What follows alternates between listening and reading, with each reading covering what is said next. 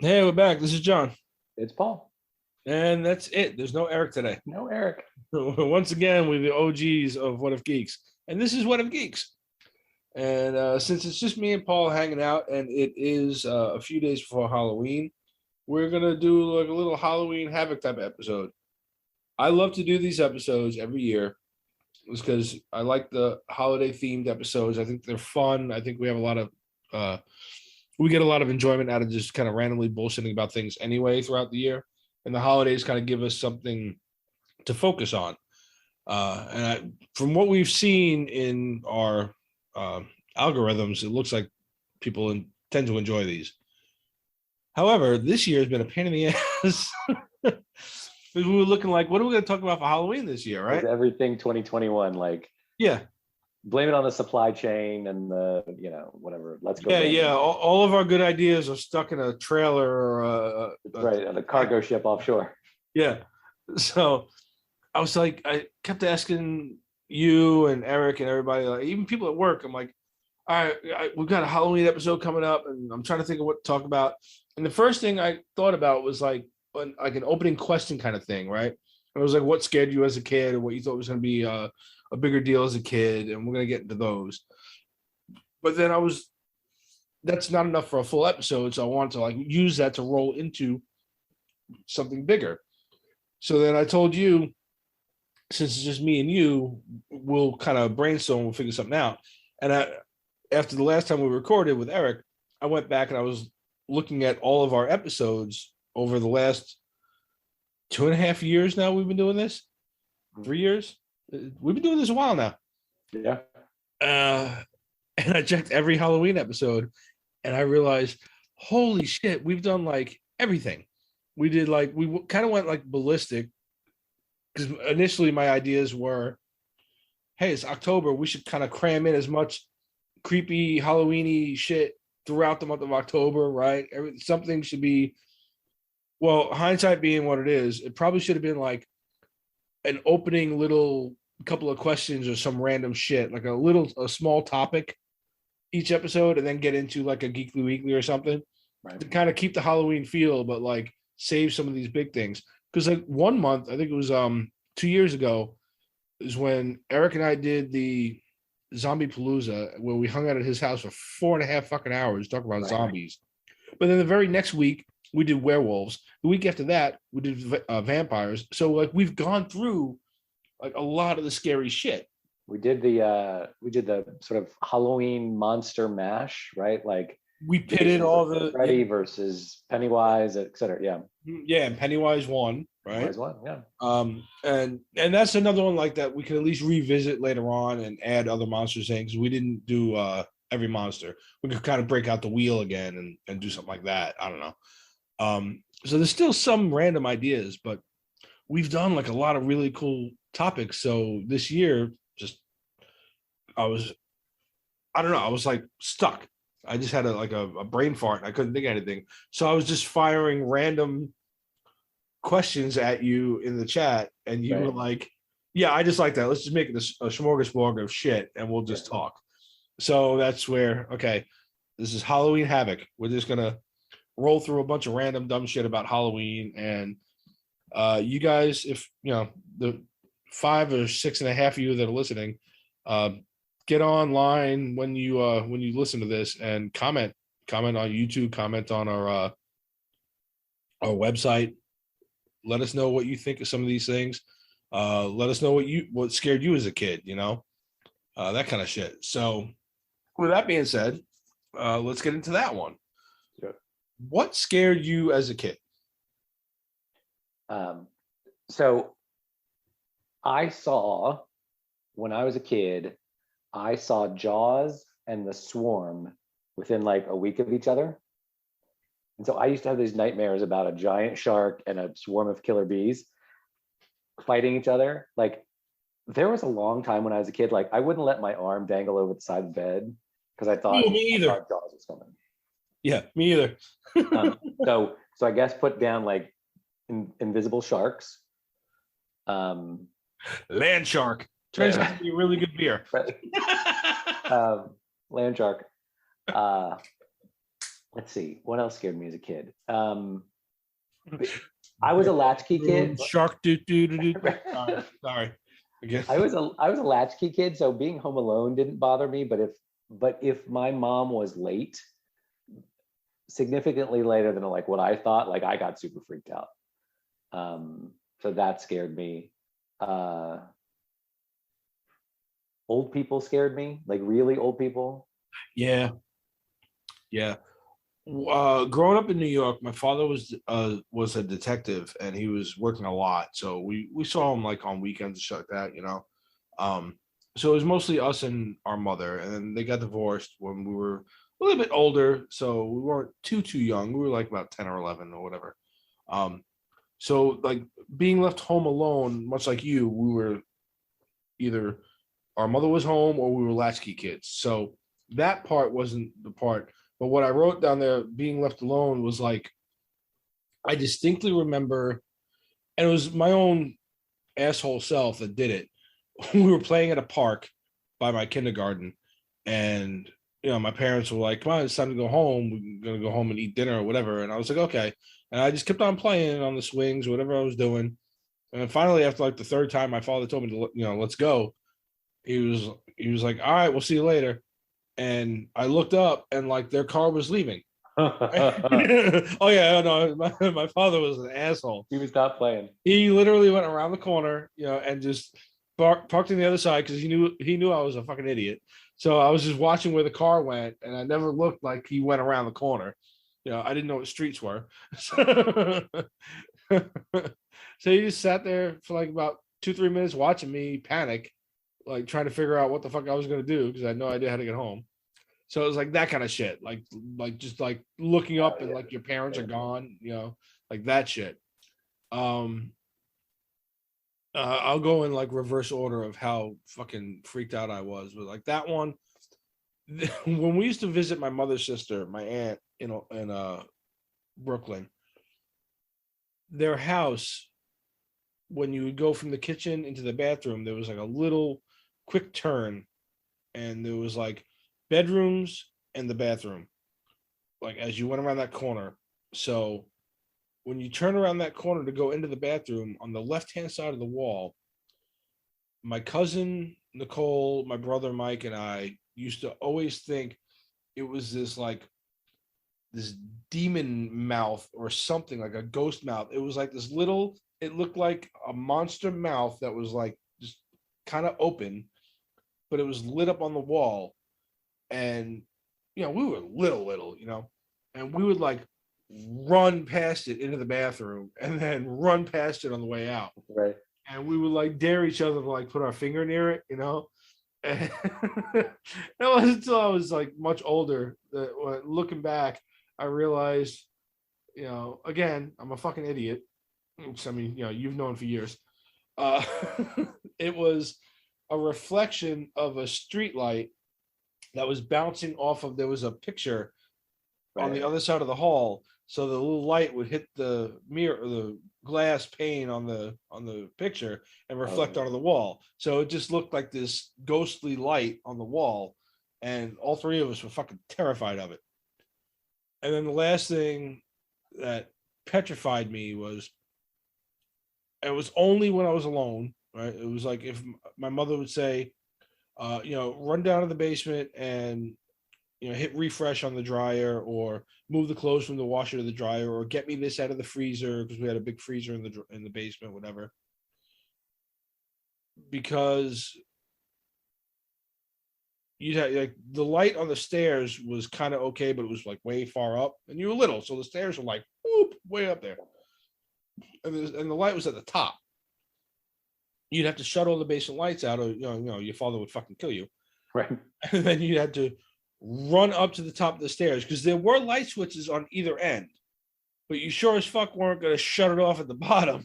Yeah. That was your only light source at the top of those stairs. So we would always, my brother too, we would start to, like, when we were little, we'd be like, you want to come down to the basement with me? You know? And it was funny because my father had eventually finished the basement, and like basements in Staten Island were kind of cool because it was all concrete down there, you know. They were cooler feeling, but he put in like a little carpet down there, and finished like paneled the walls because it was the 80s. And 70s going to the 80s. And he put in like 2 toy boxes for us, and we had like all our shit down there. We'd go down there and play video games, and all that would be cool until it was nighttime and your mother asked you to go down there to go do something, and you had to go there by yourself.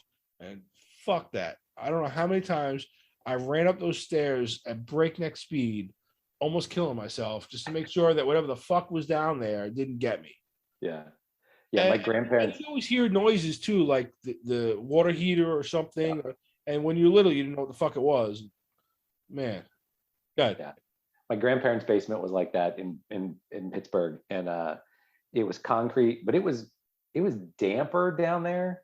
It was all concrete floor, and there was a really steep set of stairs, light at the top, and so as you got farther in the basement, like that light didn't make it all the way down there, and those were the parts of the basement that scared me.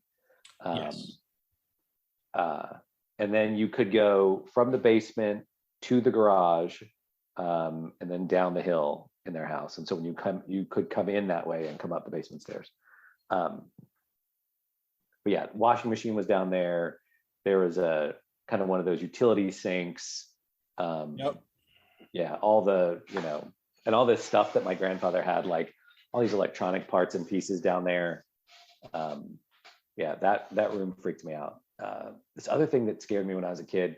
So we called her Aunt Helen. I don't know if she was really an aunt. She was somehow related to my grandmother. I don't know if she was like her cousin or something like that. Her name was Helen. She was really old. We had family like that. Anyone in the next generation, even though it was a cousin, was an aunt. Yeah, it was an aunt. Yeah. And she would come for holidays, and she was, when you're a kid, like really old people, really wrinkly people, like they're terrifying. And she had this ring, and it was this red, like that in Jurassic Park, that the mosquito that is packed in the amber, right, which is where they extracted the dinosaur DNA. She had a ring that was this red, almost like amber, and it looked like a spider in it. It was some kind of black, I don't know what it was, but I thought as a kid, it was a spider. And she wanted to hug me, and I'm looking at this spider hand, and I'm like, no. That wasn't an ant, that was a straight up witch, dude. Yeah. Aunt Helen and the red spider ring terrifies me. Like to this day, I'm like, ooh. Yeah. So and it's funny to look back on that kind of shit too, because I'm just like, because I get it too. Like Noah is sometimes afraid to, because like we don't have basements in Florida, and I sometimes miss that, because like that, like in New York, they go like the full length of the house, Yeah. Like when you came down those stairs, you came from the back of the house was where the kitchen was on the main floor, and you come down one short set of stairs to a side door that was by the driveway, because you had to walk up a few steps to get in the front door. So you were a little bit raised from street level when you were on the first floor. When you got to the landing where the side door was, there was a lot of people would come in their side door and never use their front door. Like my father would always come in the side door and take his shoes off and shit. But that's where you would turn the light on and go down the longer set of stairs. And to the right was that, like you said, the utility room that had the washer dryer, the hot water heater, the deep sink, and a big stand-up freezer. But if you made a left from the stairs, there was a big ass closet that went under the stairs, and then there was that's like where my father had all the Christmas decorations and shit, and he also had some in the attic. But then there was like that giant playroom, and then right toward the front of the house, immediately under the front part of the house, was a little area that was like, I don't know, 5 feet deep tops, and it was where my father kept all his tools, and he had shelves of shit and whatever for the house. And that was where there was like a little sump pump area that whatever. But yeah, so it was just like this whole big ass area that part of it I kind of miss. But I mean, like in hindsight though, like when I think about like my house now, at least, and then I look, like if I go back and I look at like Zillow for like my old address, I mean, the square footage on my house here down in Florida is significantly more. Right. So the fact that I don't have a basement is like minuscule compared to what I've got now. But just that feeling of having that basement to kind of hang out in sometimes is like, you know what I mean? Yep. There's some things about growing up that way that's just like different. Yep. But yeah, so You were speaking of, saying something about Noah. Noah is he's definitely afraid to go upstairs so are my kids. by himself. Yeah. And I'm like, and it's funny because mentally to me, I'm like, well, going down to the basement, you're like going down into like a dungeon or whatever. You're going upstairs, you're going to the light. You go, Right. especially if it's dark, fuck that. He's like, can you come with me? Or can you go up and get me this? Or I'm like, just go. Yeah. And I have to do the thing where I'll be like, I'll stay at the bottom step and nothing will happen. Okay. Yeah. I gotta do that all the time. Or I'll just like, half the time I'll go to the bathroom up in my bathroom up there and I'll leave this one open for anybody. So I'll just be like, all right, come on, I go to the bathroom anyway. And I'll walk up with them. Yeah. Because I get it. Because I was petrified until I don't know how old to go down to that basement. So I'm like, I know where he gets it from. All right. So yeah, on that, as you get older, right? Yep. Growing up the way we grew up in the 80s, because we didn't have the internet at all. So it wasn't like, and we didn't have like smart devices where you could just look shit up all the time. So you just like what you saw was what you had got. them. It was called an encyclopedia, and yeah, maybe you had a set, but you didn't go look through like some dude in a cheap suit came by and sold them to your mother. To sell them to and you get like one a month. So if you had a project on anything that started with PR, you were fucked until that book got there. Because they didn't come in order either. You just got random. Eventually, you got the whole set. Thanks for reminding me of that. This is going to be a Halloween / growing up in the 80s episode. That's right. This is just me and Paul, so fuck it.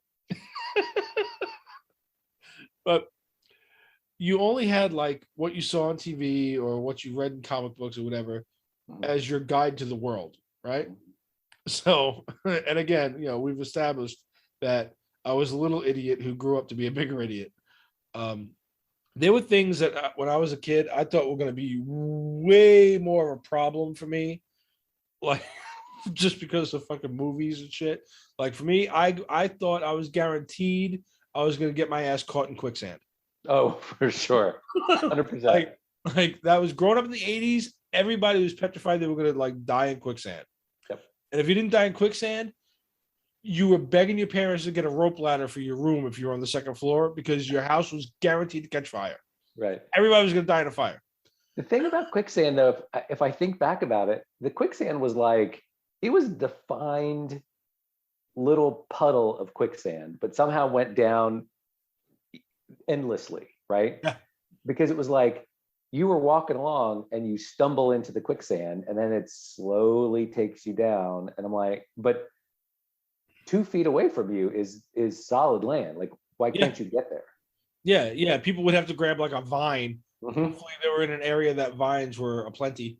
Right. They would be able to grab a vine or a tree root or something. Yeah. Pull themselves out, right? But like, how deep were those pits? Because you think, I'll just, what is it? 5 feet, 6 feet? It was 4 feet across. You could like reach over. Yeah. You should, in theory, be able to swim through it. It was like people dug graves, but twice as deep. Right. And you just got stuck and you just sank. And and it was like, it was in every show. Yeah. It was in every show, every cartoon. It was all over the place. One of the worst ones for me, though, and to this day, I really can't I can't watch that scene. But in the Never-Ending Story, when when they're in the pit of despair or wherever they're at, when Atreyu is going across on his journey and he loses his horse, Artax, into the I think it's the forest of despair or the pit of despair, whatever it is, but he's sinking in quicksand. And the horse just gives up and he loses his horse in this quicksand. And I'll never forget that friggin' scene. It was crazy. Do you remember it? No. Oh, it's been so long since I've seen that movie. I don't know that I've seen it all the way through. I remember that. And I will say, the funniest thing I've ever seen in relation to that scene was at a Comic-Con. someone's 12-year-old fucking kid dressed up like a Treyu and had a horse's head and would put the horse's head in random spots throughout the Comic-Con on the floor and act out the whole scene. Right. And people were like, what are you doing? Like you're traumatizing like 30-year-old nerds. That's great. But it was the most amazing thing ever. Like people were cheering for him because it was the most epic costume ever. Right. But, like there was so many people that were like just taken back to their like childhood, like, oh my God. Yeah. That's awesome. Yeah. All right. So what about you? What else did you think was gonna be a bigger deal when you got older? So back to what scared me when I said I saw Jaws and the Swarm in the same week or 2-week period. I thought killer bees were going to be a bigger problem. Like I remember hearing these Africanized killer bees were coming, and they were going to take over our regular honeybees, and they're super aggressive, and this was it. I mean, in the pandemic, we got murder hornets, which I guess is close, but yeah. Killer bees, the killer bee takeover didn't happen. Yeah, the murder hornets didn't stick around too long either.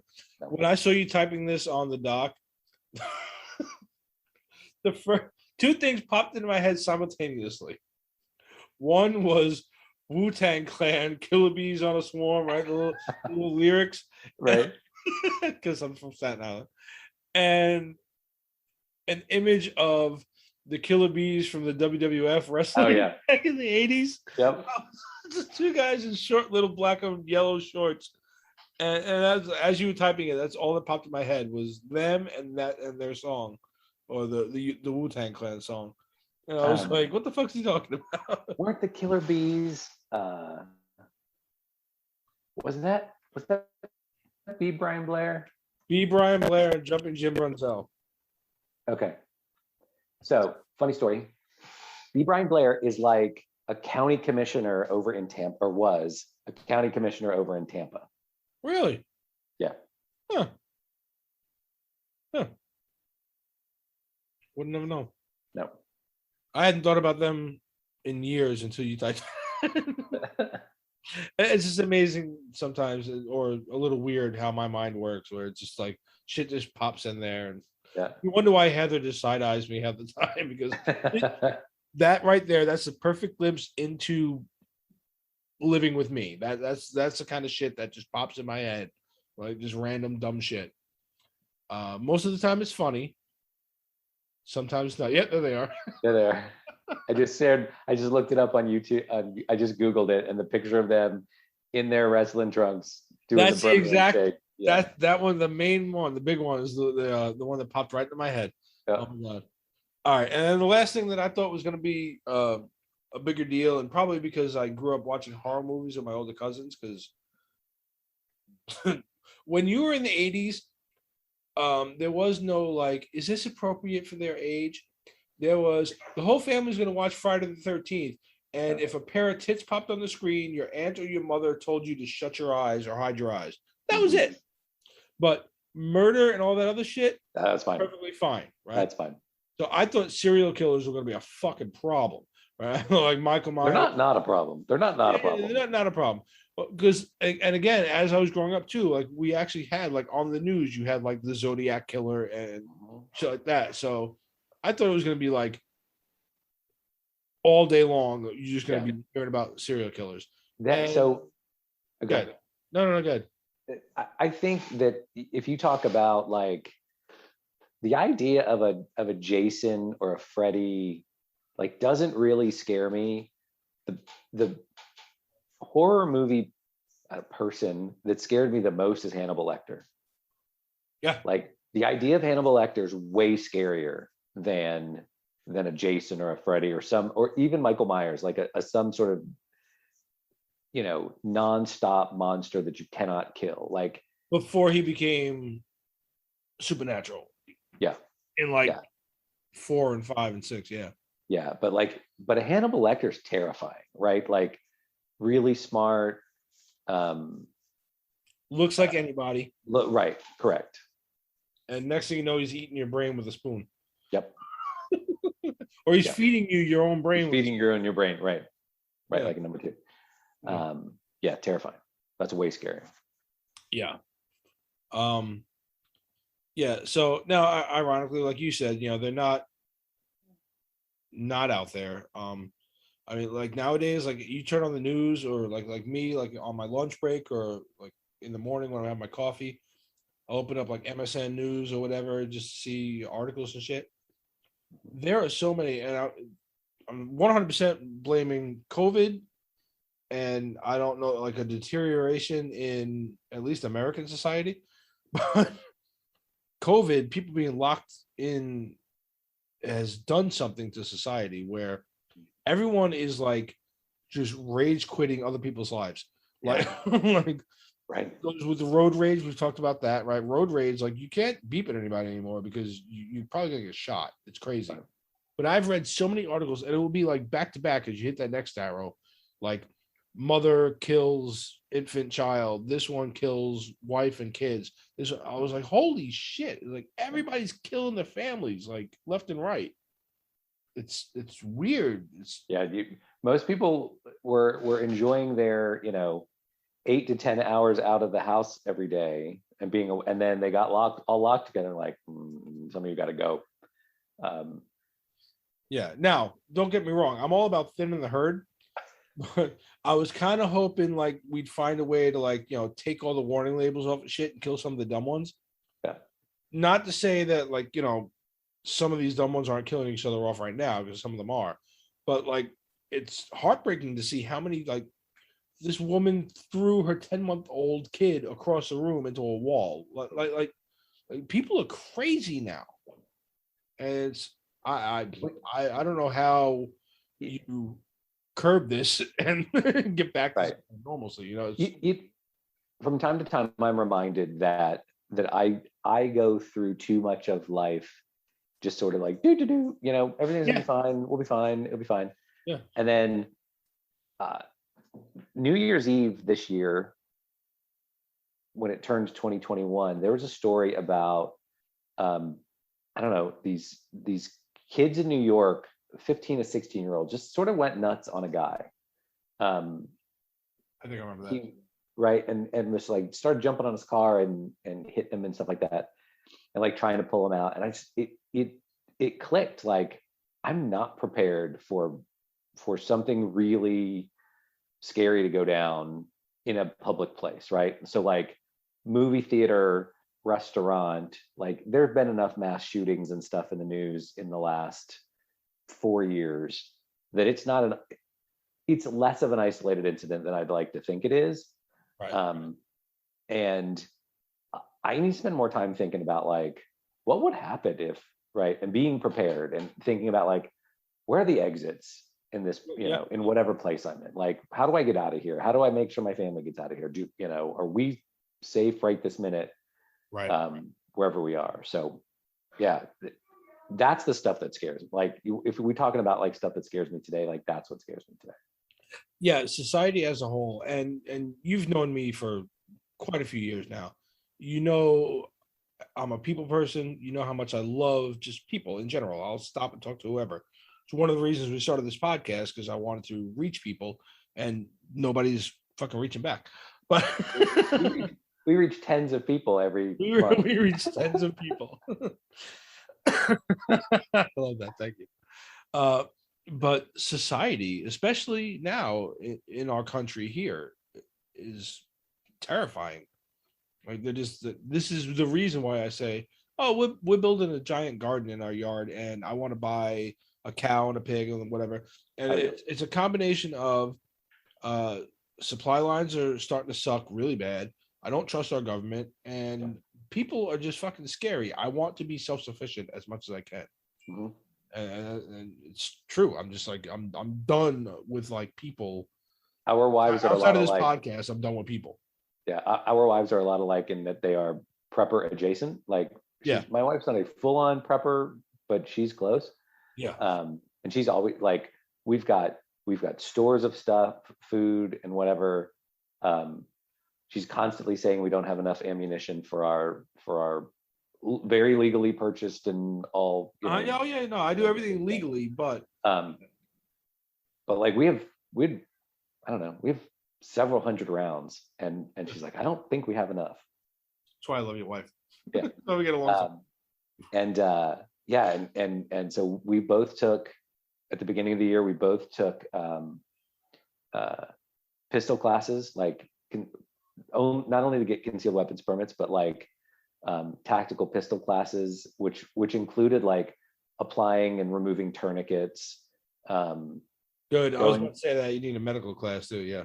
Yeah. And we have kits that have tourniquets and slings and all that kind of stuff in it. And so we're So welcome to Prepper Talk with Paul and John. I know, right? Yeah. I was about to say, like, when the shit really hits the fan, I'm gonna come over there with my truck. We're gonna load all your shit into my truck and your car, and you're all gonna come over here because I got the big house.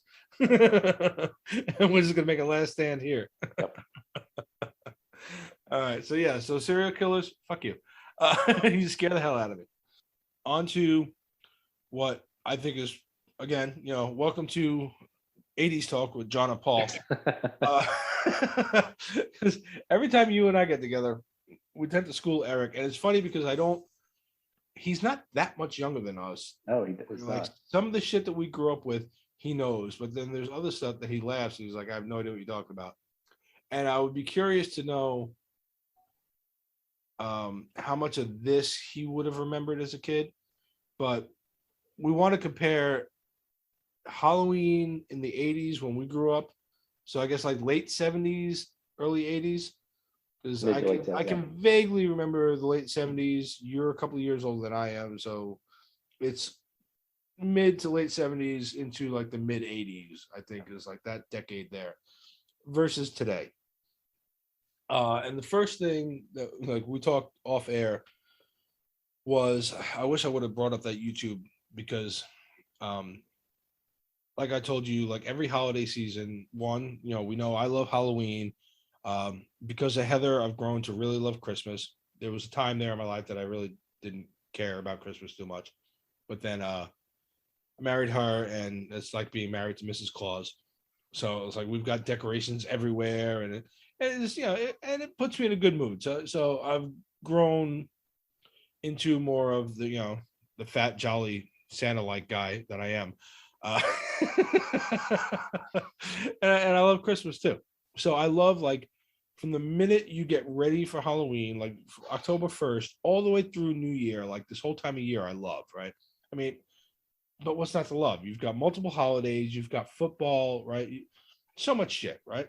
And they're all excuses to eat. Like Halloween's all about candy. Yeah. Thanksgiving's all about overconsumption of turkey, stuffing, dressing, beer, whatever. Which ironically, you just reminded me of how I was going to introduce this episode. It was like, this is our Halloween smorgasbord. Kind of like when you get your Halloween candy at the end of the night, you dump it out. It's going to be a little bit of everything. That's what this episode is. So yeah, so like I love this entire season, right? So I tend to immediately in October I start watching horror movies because I love horror movies. And then after Halloween time frame, I'll get into like Christmas movies, shit like that, because the kids like them, and now I'm getting to that like sappy old dad age where I like watching the different Christmas, and you have traditions, right, that you do among different holidays. So my tradition always starts with October. It's always Halloween type or horror movies or whatever. So, and I've got a handful that I watch all the time, and then I always try to find new ones. But then the other thing I do that I was telling you about was I get on YouTube, and I don't know if it's like a nostalgia thing because my parents died when I was young, so I yearn for shit from when I was a kid, But I get on YouTube, and YouTube is a plethora of videos on like growing up in the 80s, and you'll see like Halloween costumes from the 80s and like when we were growing up, and they'll show you like different commercials from the 80s. You can just do toy commercials around Christmas, or they'll just do random commercials around Christmas, and you can just like type in anything from like when you were growing up and find this shit. And I go down those rabbit holes for like, an hour a night sometimes, like once a week, easy through like this whole fall and winter season.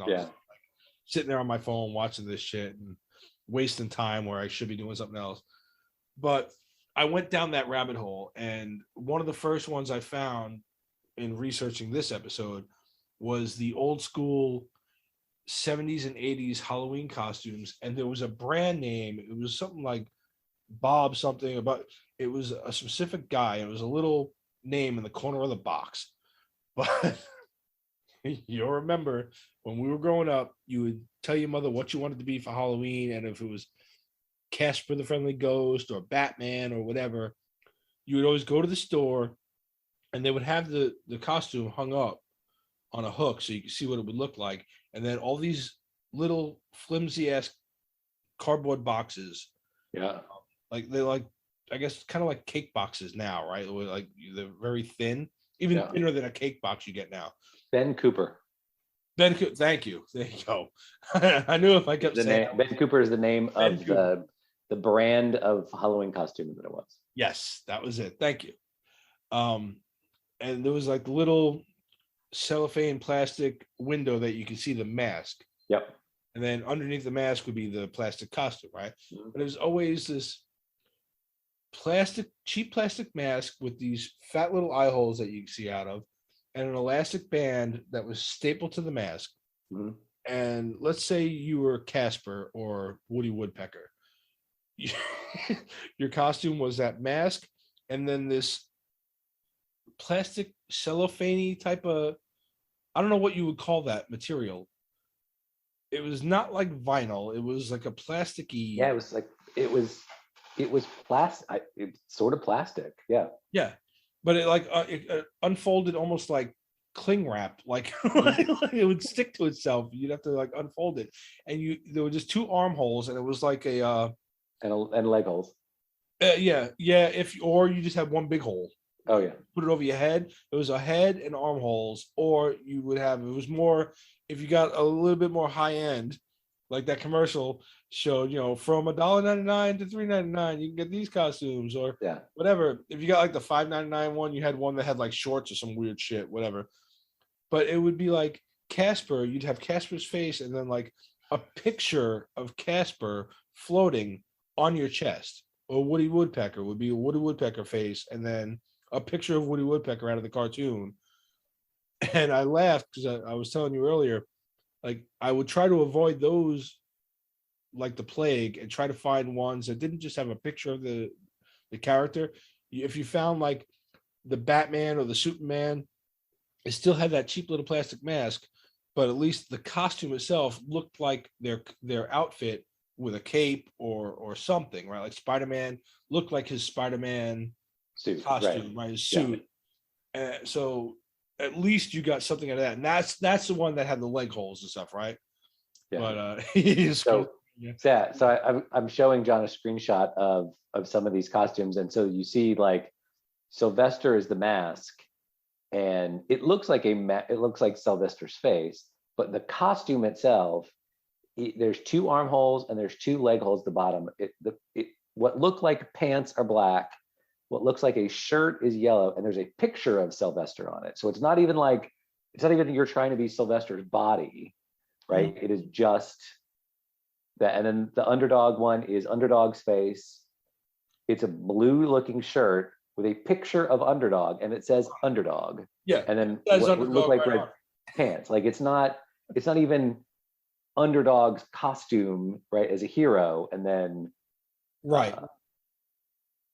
Those were super bad. By the time these are 70s ones, I think by the time you go into the 80s, like it started getting better, and you a little bit better, get, like Batman, Batman, Superman. Batman's was Batman's outfit, right? His costume, or Superman's costume, or G.I. Joe. It looked like fatigues.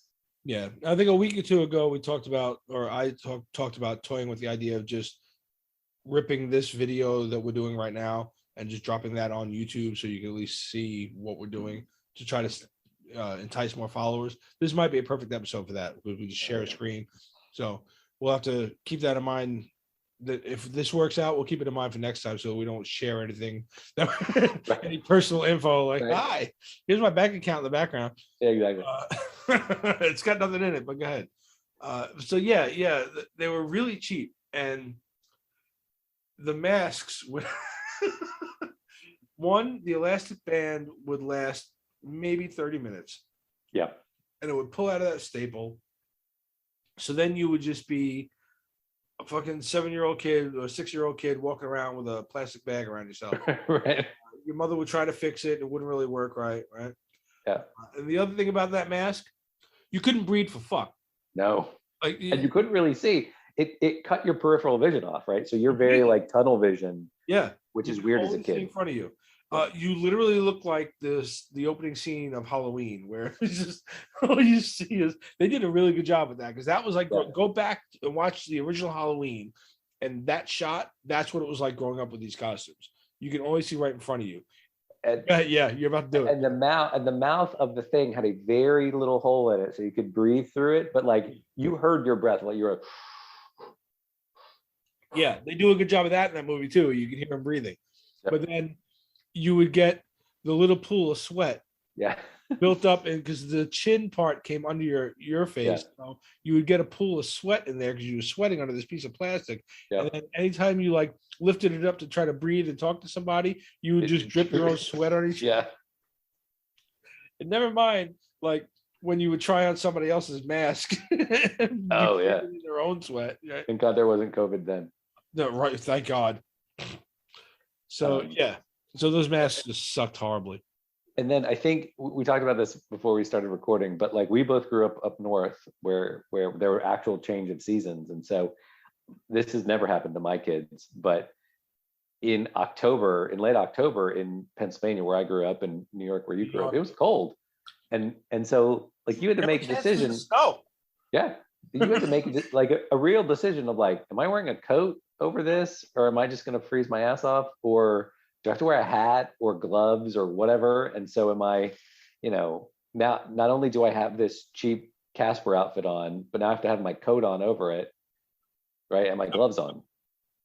A couple of these costumes, I got lucky. I think I was just the right size where, and then again, like you said, depending on the weather, it would be cold enough for like either long sleeves, so you could put long sleeves on underneath it.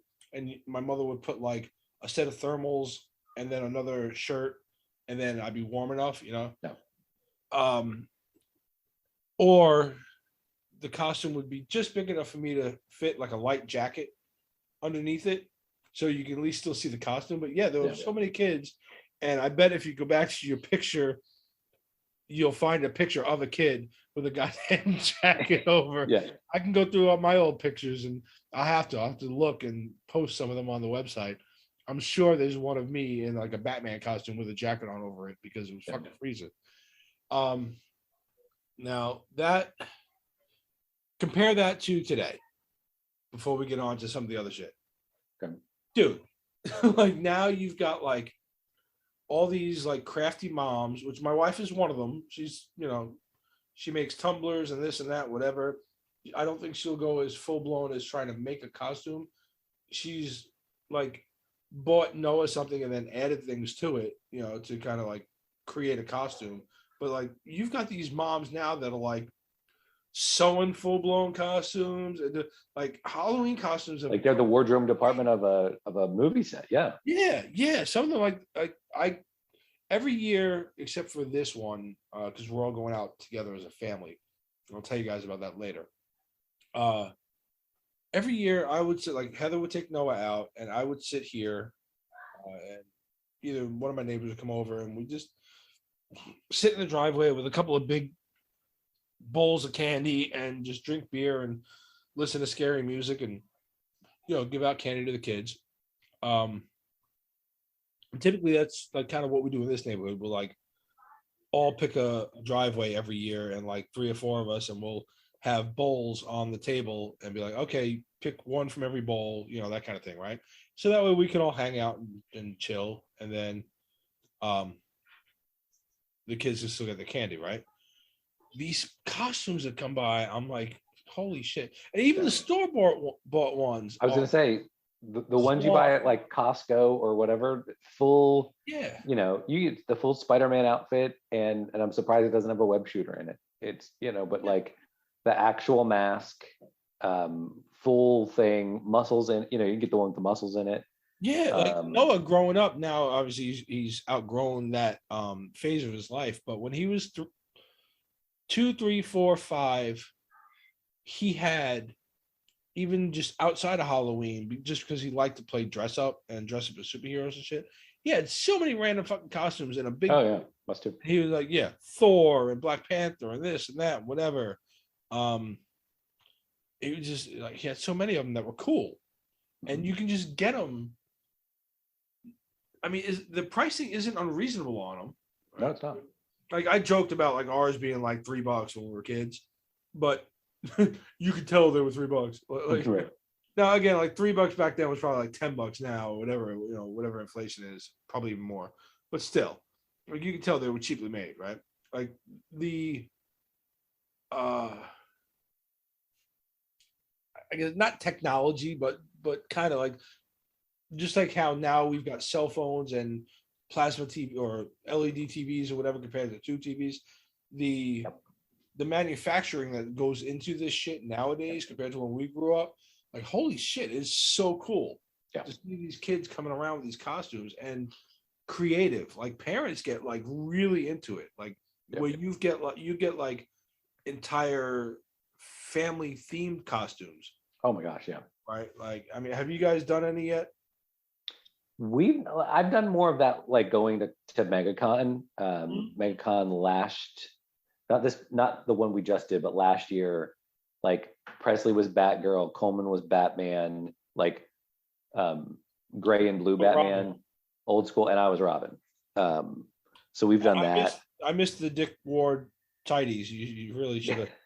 You should have went for it. I figured they wouldn't let me in. Probably not. But we had some friends. We just did a thing at our church. I saw Robin's eggs. Sorry. We just did a thing at our church, and they had like different parts in different themed rooms. They gave out candy, and one family, like everybody had a Moana theme, right? So like the dad had the Maui bodysuit with the tattoos on it. One of the girls was Moana. Like they have 4 or 5 kids. One was Moana. One was Taka. One was the pig. One was the chicken. Hey. That's awesome. One was Tafiti. Yeah, it was really cool. So. Yeah, we did one year. I'm trying to remember where the hell we went. Disney, I think. Yeah, it was Disney's their little Mickey's Halloween. Not So Scary, yeah. Yeah. And Inside Out had just come out, and Noah was like, I'm Anger. I've already got the red hair. I want to be Anger. So we decided to do like a whole family thing.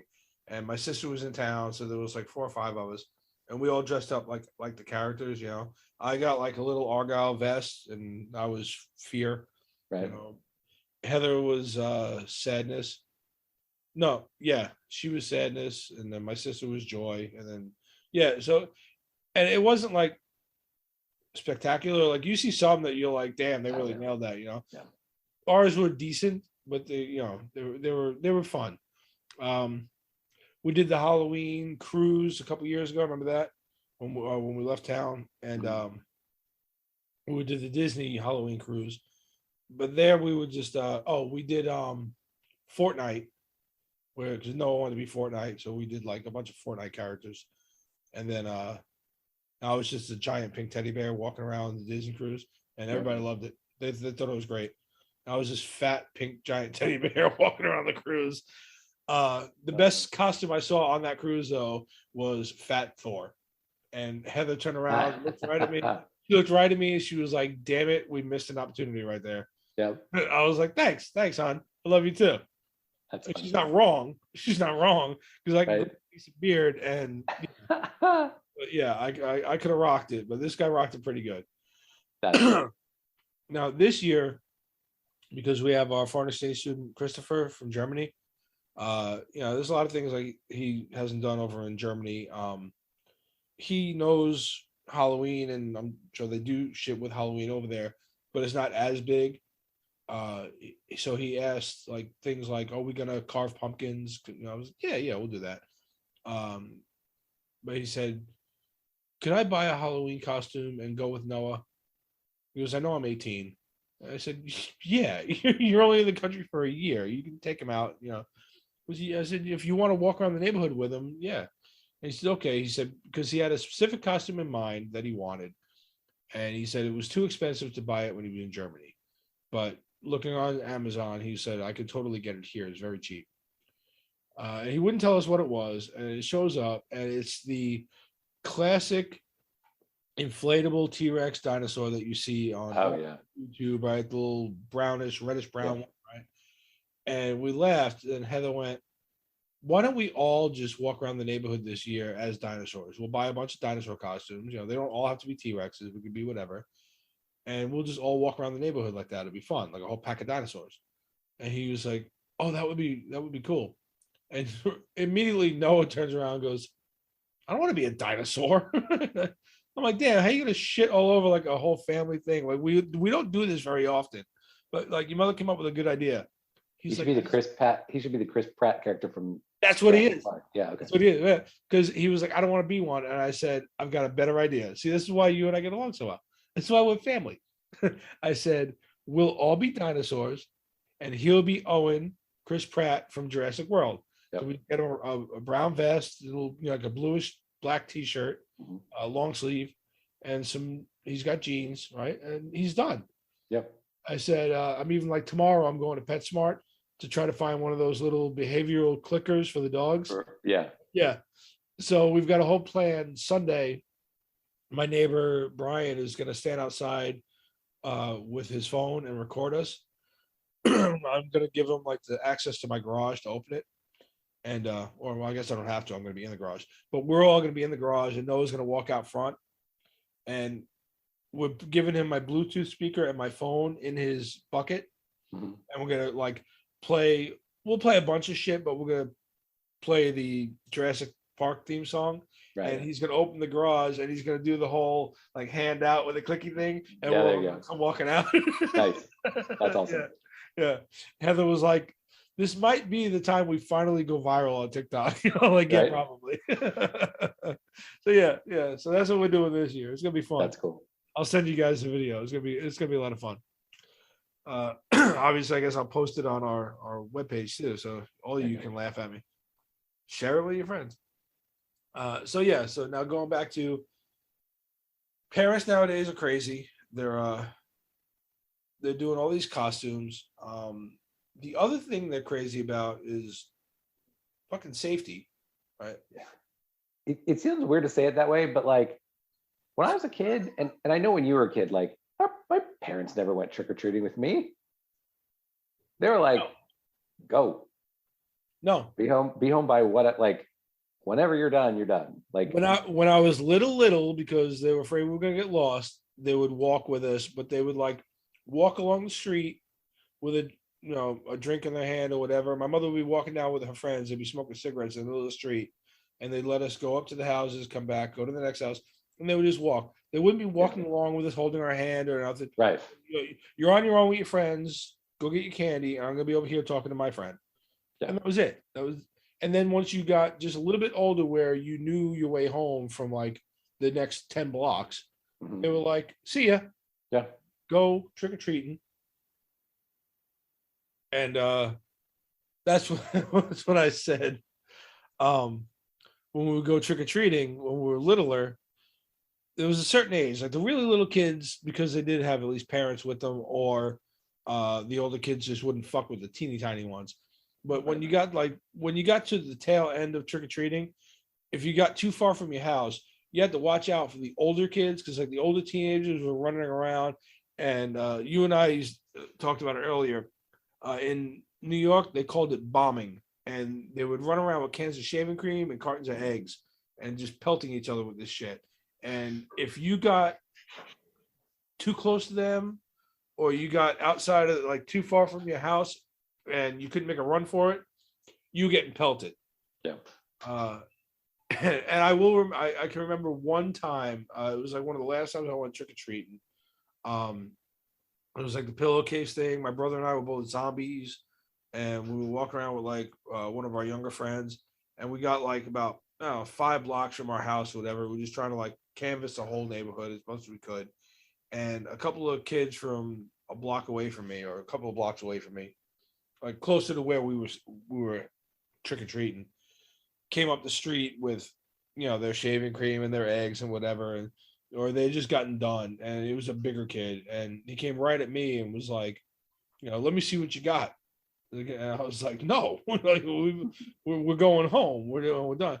And he kept coming at me, and he was bigger. I want to say he was a couple of years older than me, and he went to go grab me, and that was like one of the first times I stood up to like one of the bigger kids in the neighborhood, and then I want to getting a reputation in the neighborhood for being an asshole, or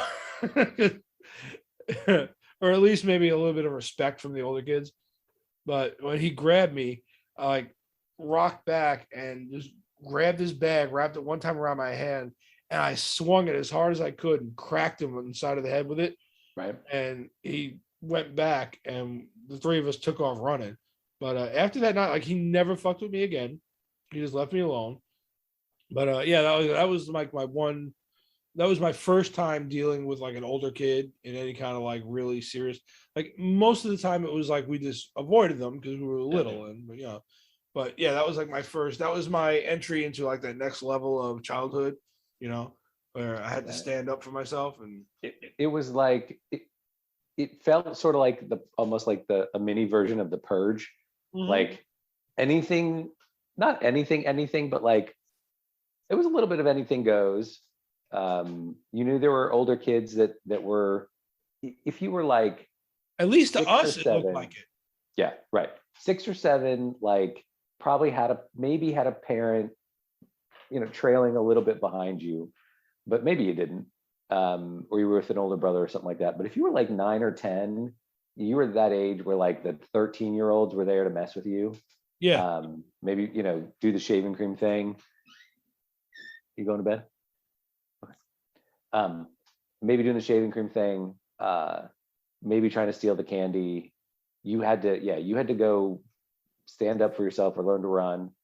But it felt like if you got too far from home, you're like, all right, this is the scary part now. I kind of know where I am. This is farther out than we normally go. Like, let's go back. Yeah. Yeah. And that was me, because I was like, I knew pretty much, like, I knew the general area. Like, I knew the few blocks right around my house, and we had just ventured out beyond that. Like, I knew how to get home, but after that altercation, I wasn't sure we were going to make it to the house. Right.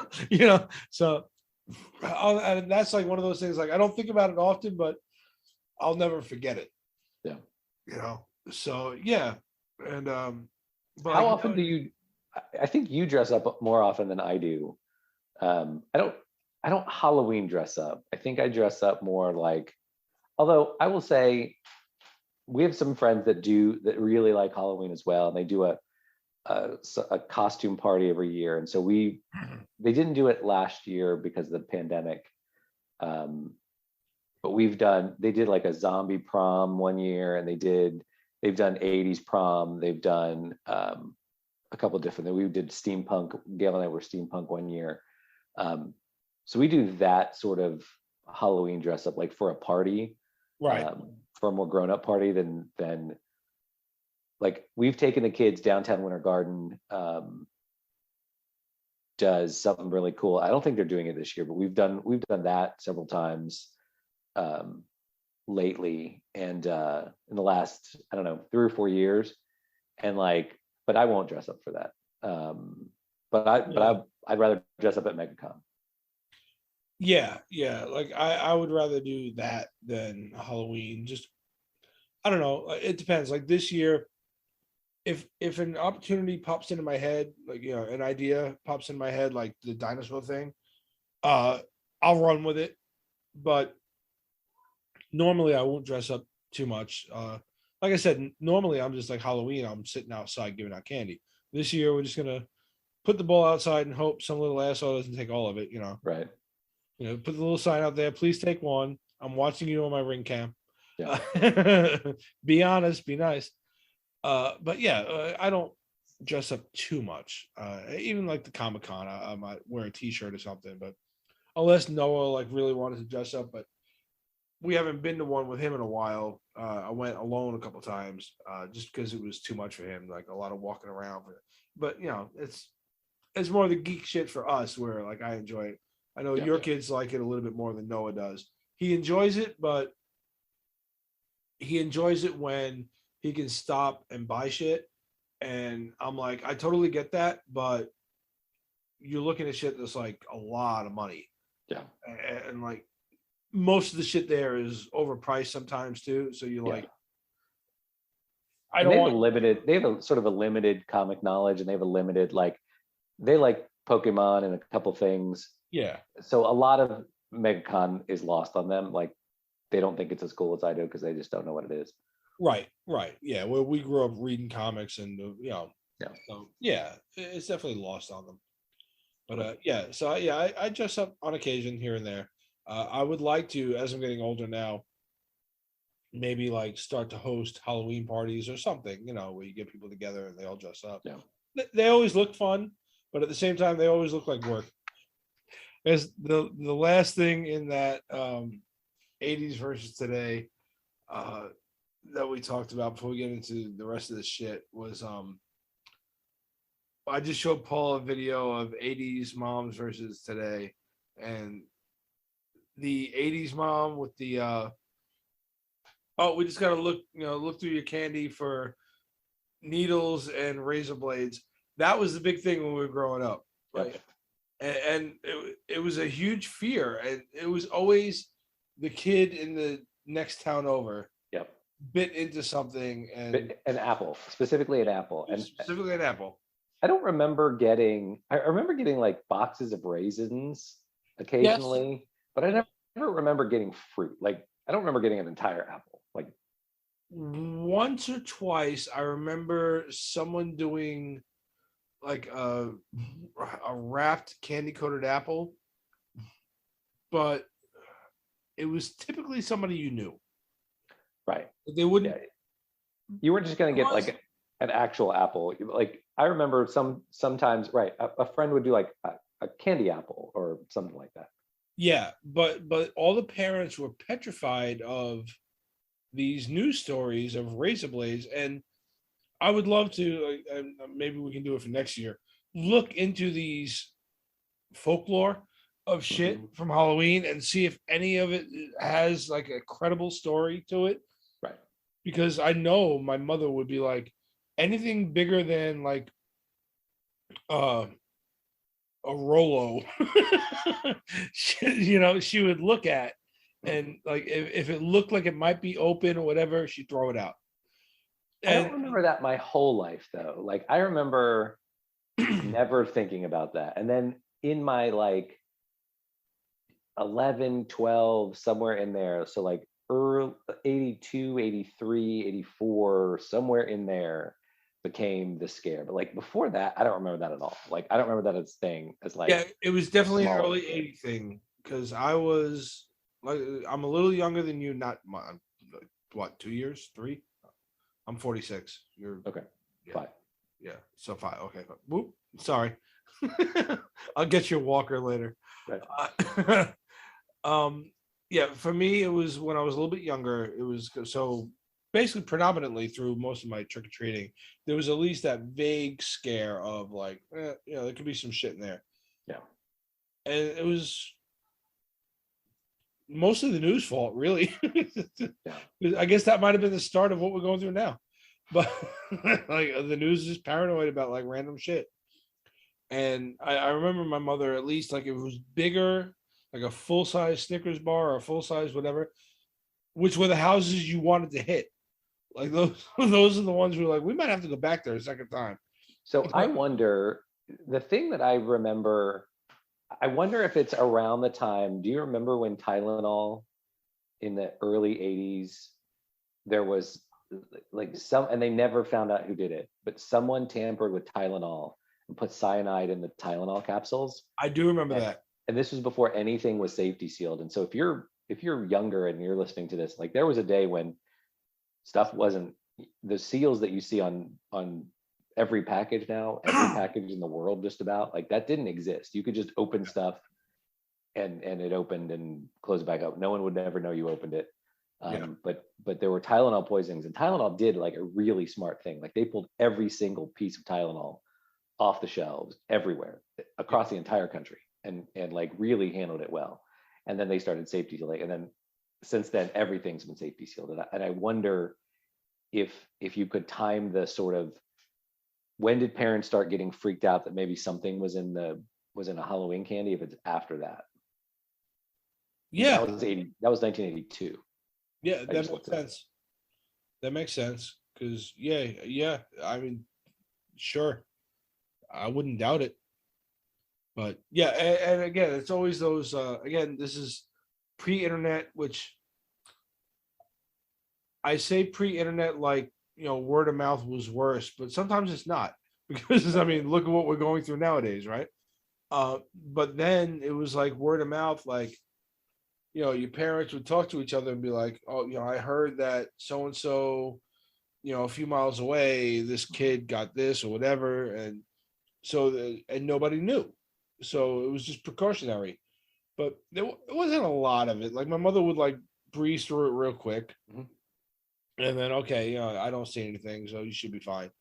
And and I survived, so wasn't that big a deal. But that was, I remember that being a thing when I was a kid, was these razor blades and whatever. It was like you said, specifically razor blades and apples or whatever, but I never got an apple.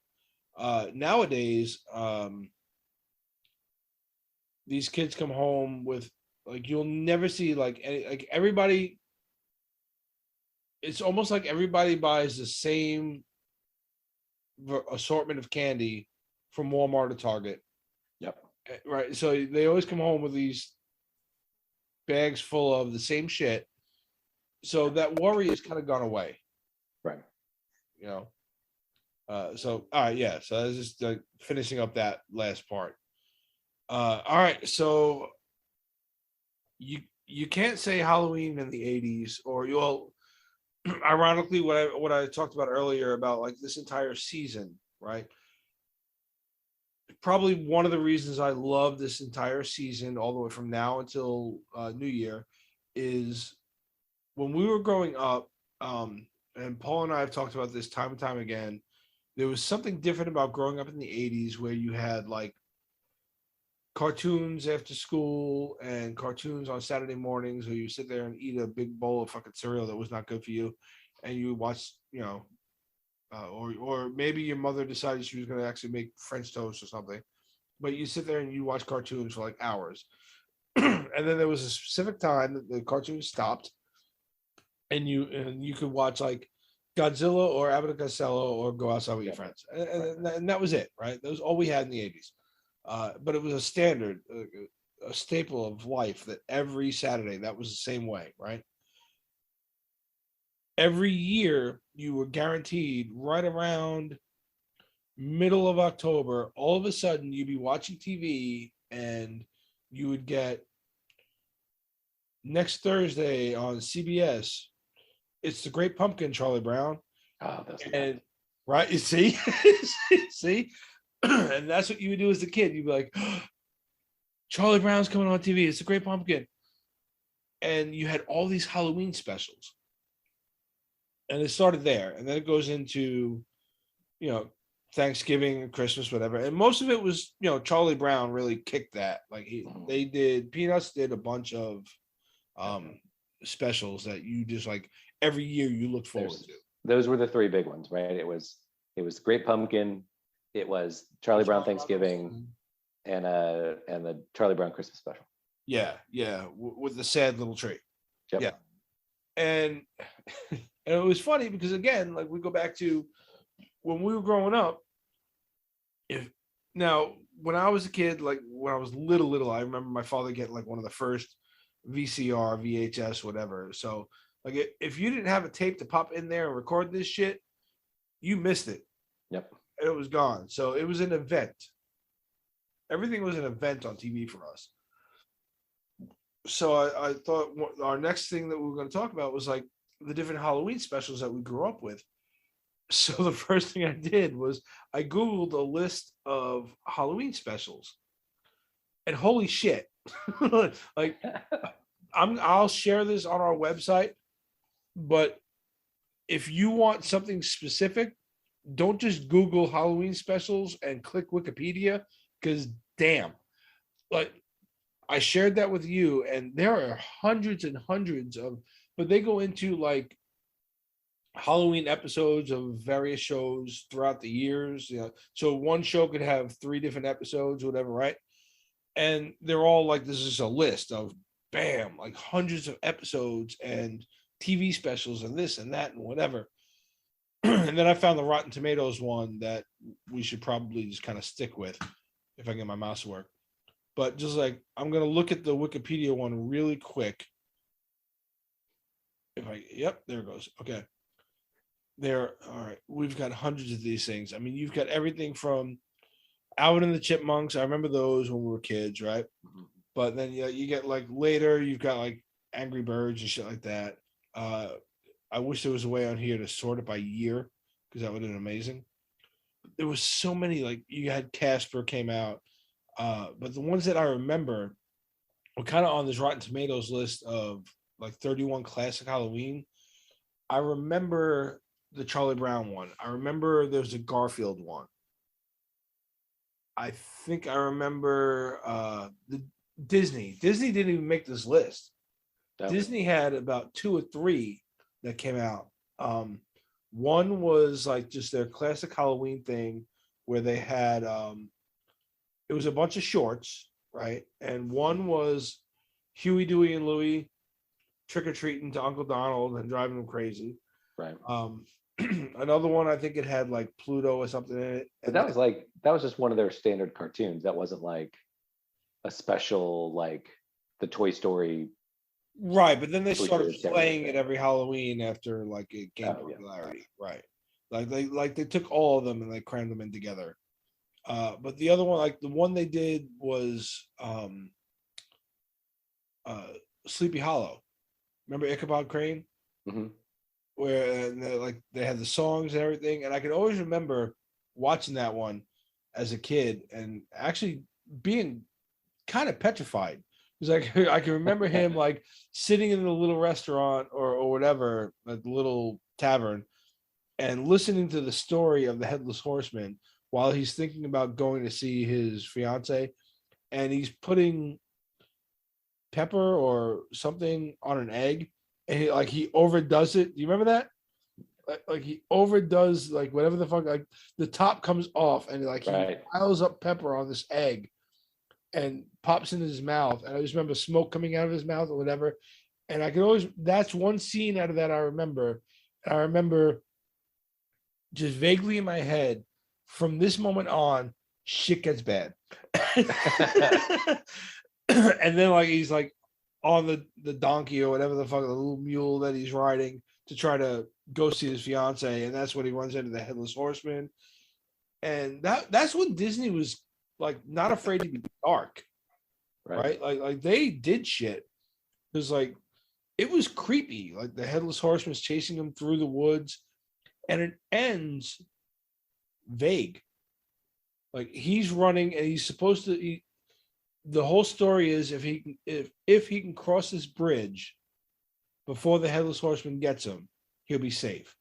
And he's riding this thing as fast as he possibly can, and he's almost across the bridge, and the Headless Horseman throws this pumpkin head, this flaming pumpkin head, at him. And the last thing you see in that cartoon is the pumpkin head flying at the screen. And it ends. That's it. It ends. So you're sitting there at like 7 going, maybe he made it. Right. Yeah, I'd like to think he made it, but I don't know. Right. Might have been like my first, the start of my love of horror, because damn, like that cartoon was fucking dark. Where you've got like, the Great Pumpkin Charlie Brown, right? Was just, it's a cute story of Linus believes in this great pumpkin that will much like a Santa Claus for Halloween, right? He will ride Right. the pumpkin patch and give little Give kids who candy. believe candy and this and that, whatever. And he's got Lucy out there, and she's Sally. like Sally. Sorry, whoop. Lucy's his sister. That got weird. He's got Sally, Charlie Brown's sister, out there to hang out with him because she loves him. And at some point, she finally figures out, "Oh, you just want me out here because you want me to suck your dick or something." That's not the version I remember, but yeah. It's actually a meme I saw not too long ago. Yeah. And he falls asleep and he thinks he sees a great pumpkin. It's really just Snoopy. Spoiler alert for the 70s. But yeah, it's cute. It's a cute Halloween story. Yeah. But there's so many of these that I remember watching as a kid. And as I was going over these again, I like to go down my nostalgia trip. And I'm just like, wow. And I forget about them. So then I get like so close to Halloween that I'm like, God, I got to try to cram some of these in with the kids. And I forget sometimes because you don't do that event TV anymore because everything is just everywhere. You know what I mean? Right. So what are some of the ones you remember growing up with? I mean, obviously I remember the Great Pumpkin, Charlie Brown.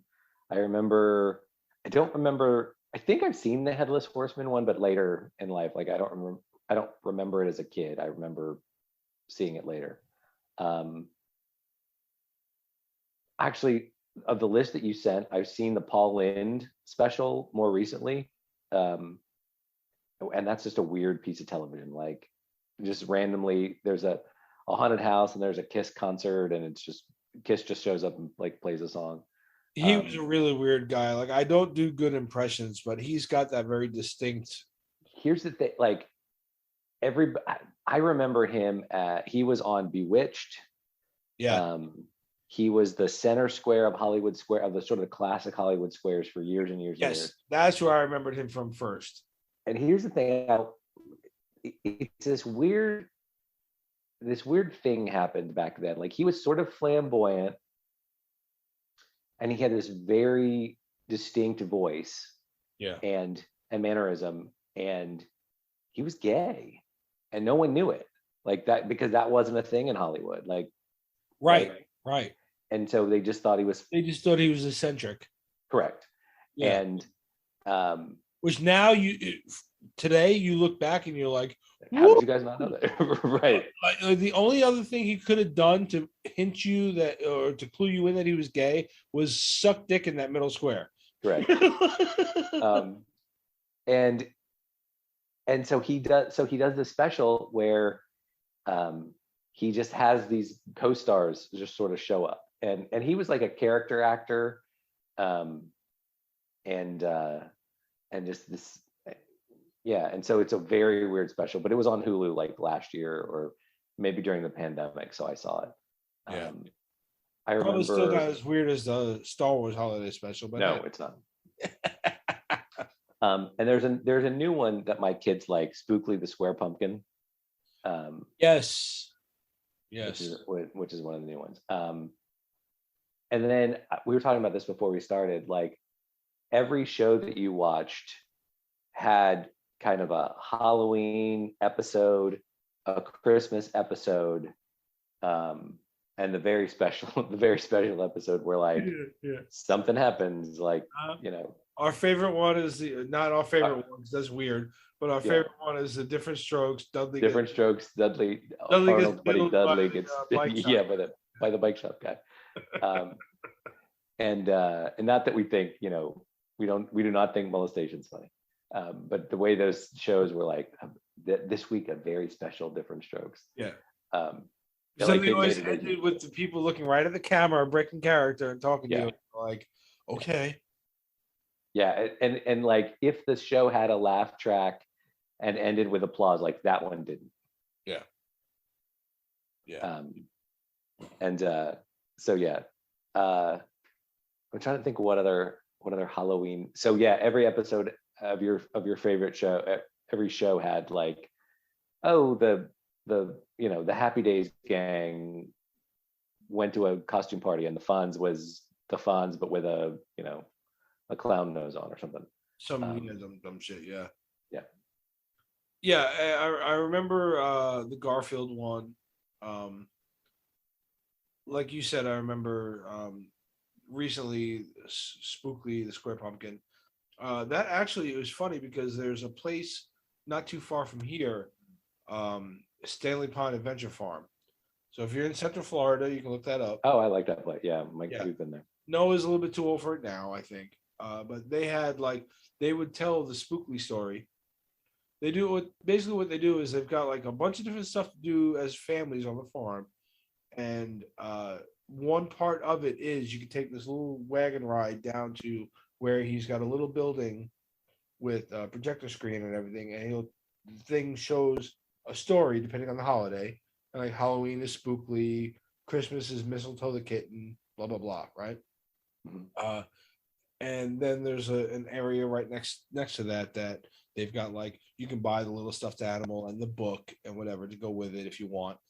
Um, but like we wound up going for every holiday, and Noah has like every book and every stuffed animal still saved, just up in storage because he loved that place.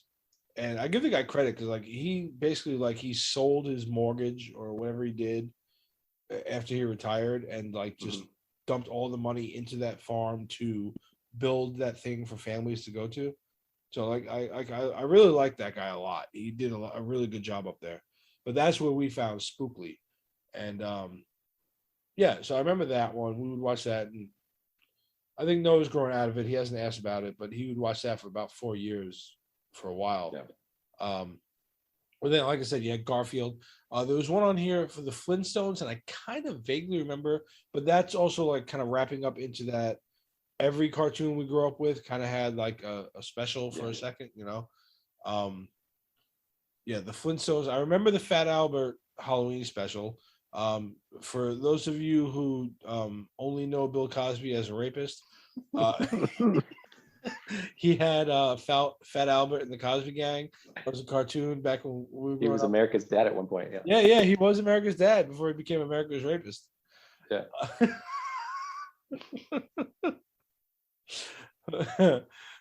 So Fat Albert was, you know, hey, hey, hey.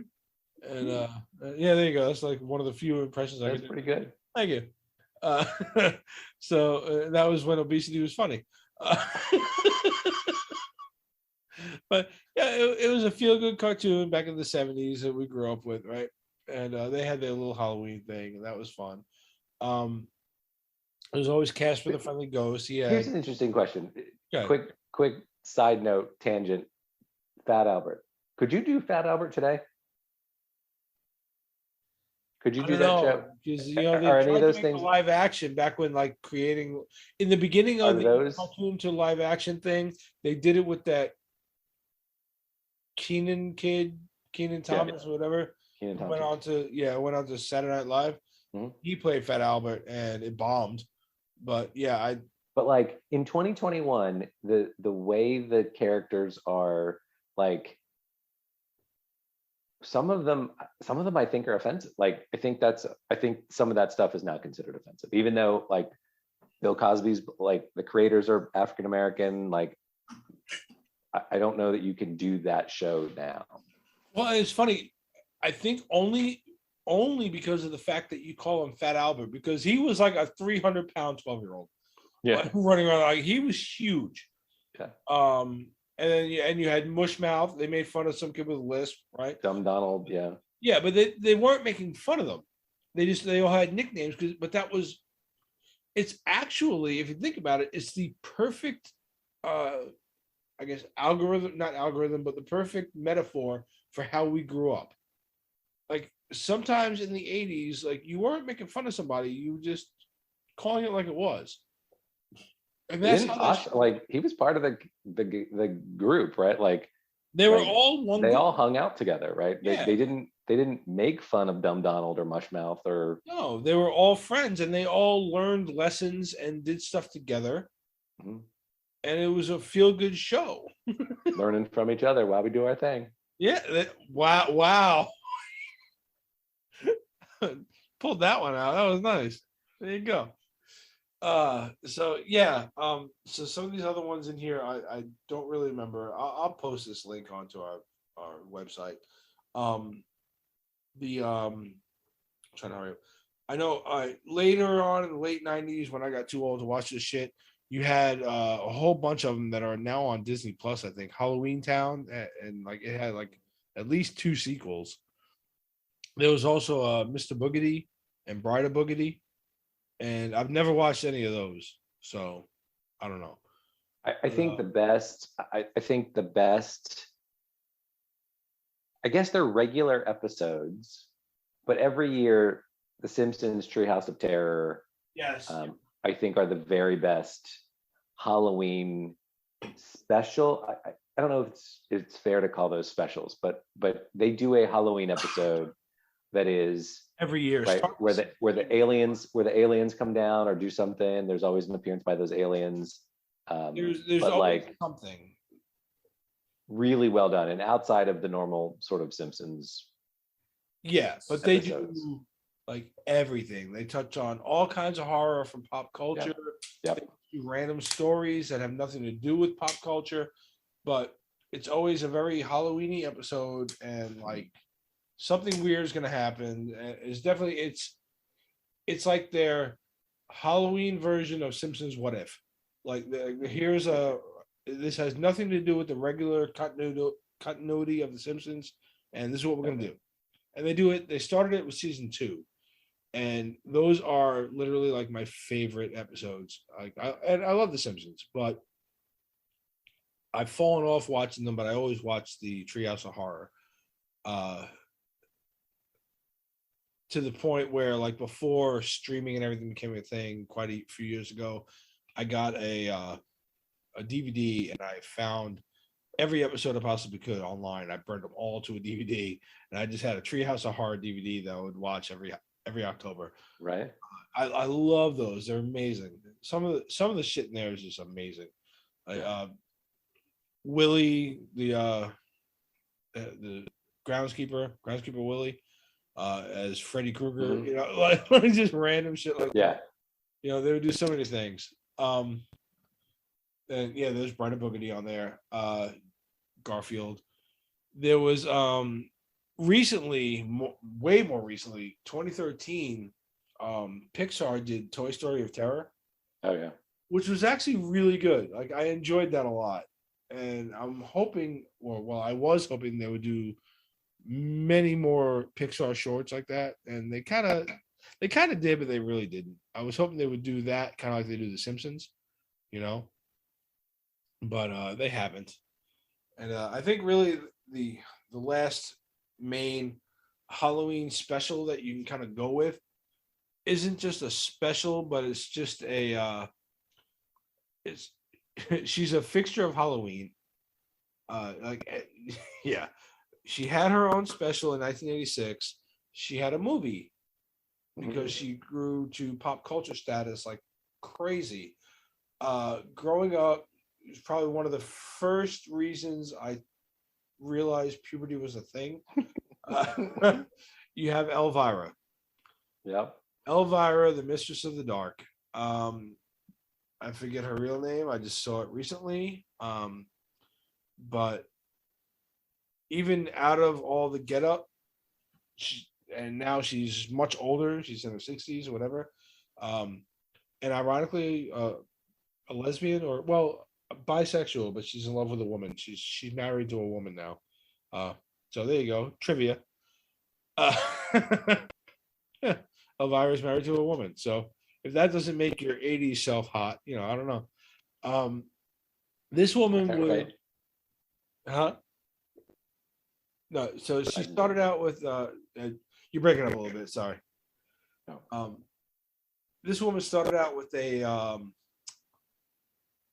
She would introduce horror movies, like B horror movies, on TV, late night on TV, and she's just this big-breasted woman, very pale, big-breasted, with this big beehive black hairdo, and like the kind of scariest makeup on, not really, but kind of like done up in a horror-esque thing. and this slinky black dress, and she'd be lounging on a little lounge chair and talking to people all seductively, and that's how you first met her. And then she just became this like pop culture icon for horror, and wind up with a movie, like I said, and then this Halloween special.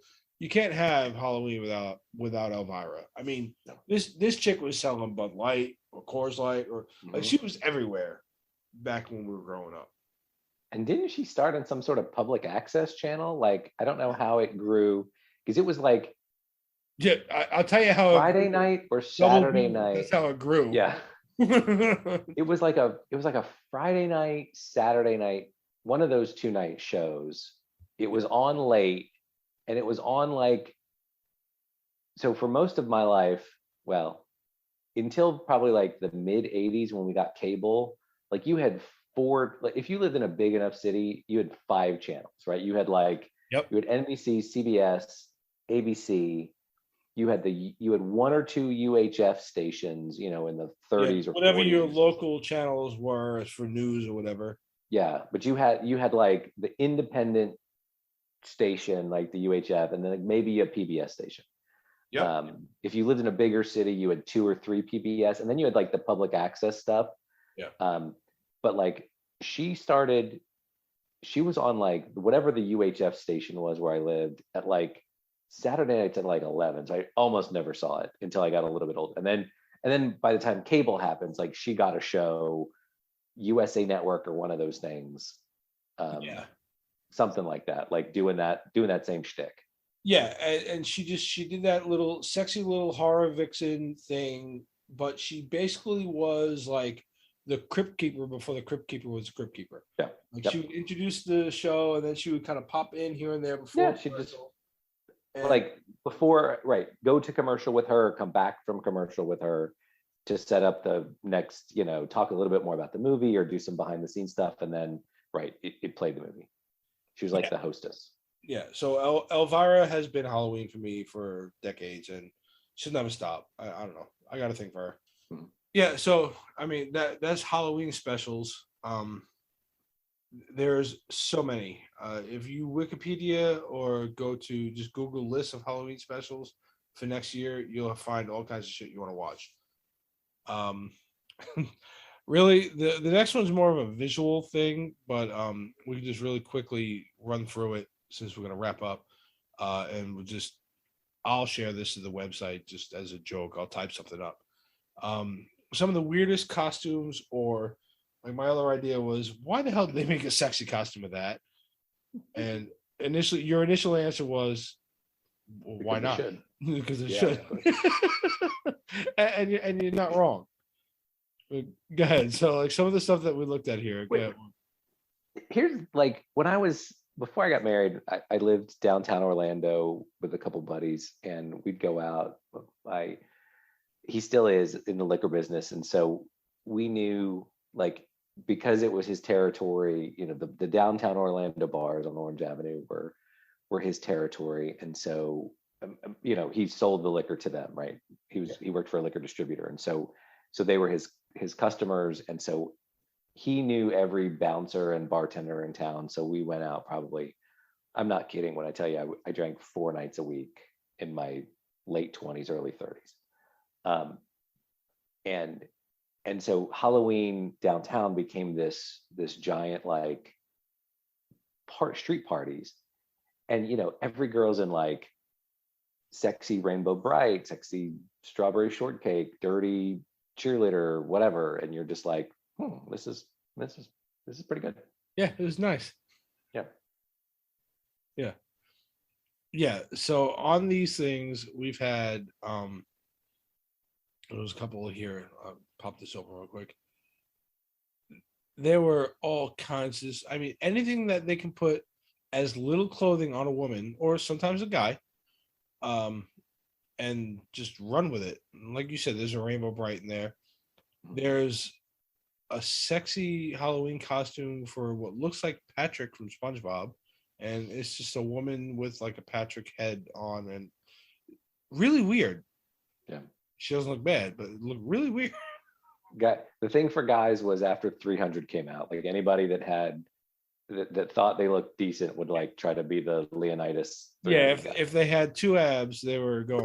Right.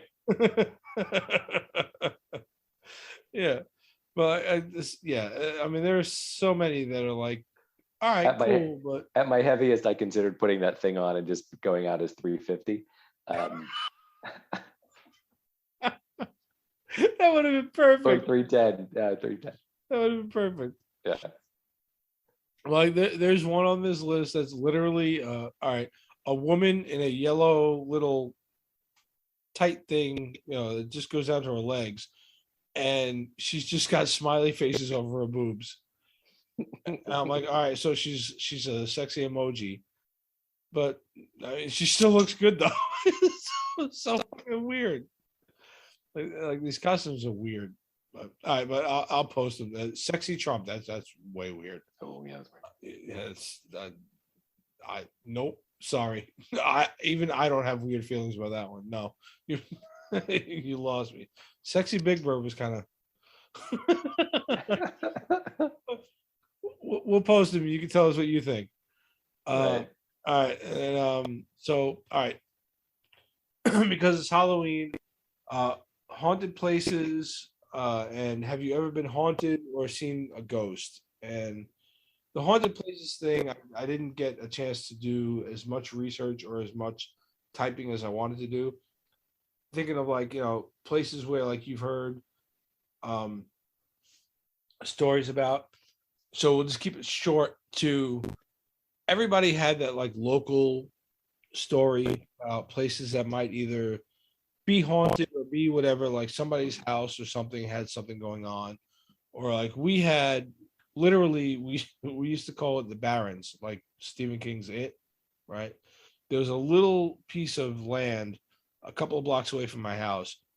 And now growing up and getting older, I realized it's only about maybe 1 or 2 acres of land that was just sitting there that was undeveloped because it had a giant pond in the middle of it. And by giant, I mean it might have been like twice the size of my pool. Like it was just not something that they really wanted to mess with, right? So it was just there. But all the kids would go hang out there no matter how many times their parents told us no and whatever. But there were always rumors that like, kids died there and their ghosts were there, or there were like things living in the lake. That we called it a lake. It wasn't a lake. I mean, but there were always like these little rumors about that place, and we would always go hang out there because it was a place away. In New York, it was a little bit of nature that was away from like just city life. It was like this little area that you could hang out and like you were away from your house and you couldn't see a building where you was sitting, Yeah. But there was like this old abandoned car that some drunk had like, jumped the little curb on the outside of the entrance of this thing and like it landed there, so that kind of thing. So it was just this abandoned little area that we hung out in, and it was creepy sometimes, But the other thing, I guess, before I get into this, like, do you have anything like that in your life, like either a place or an experience that? There's so when I lived in New Jersey, we didn't live too far from in the Pine. There's like a Pine Barrens part of South Jersey, and that's like the reported home of the Jersey Devil. Yeah, I remember that.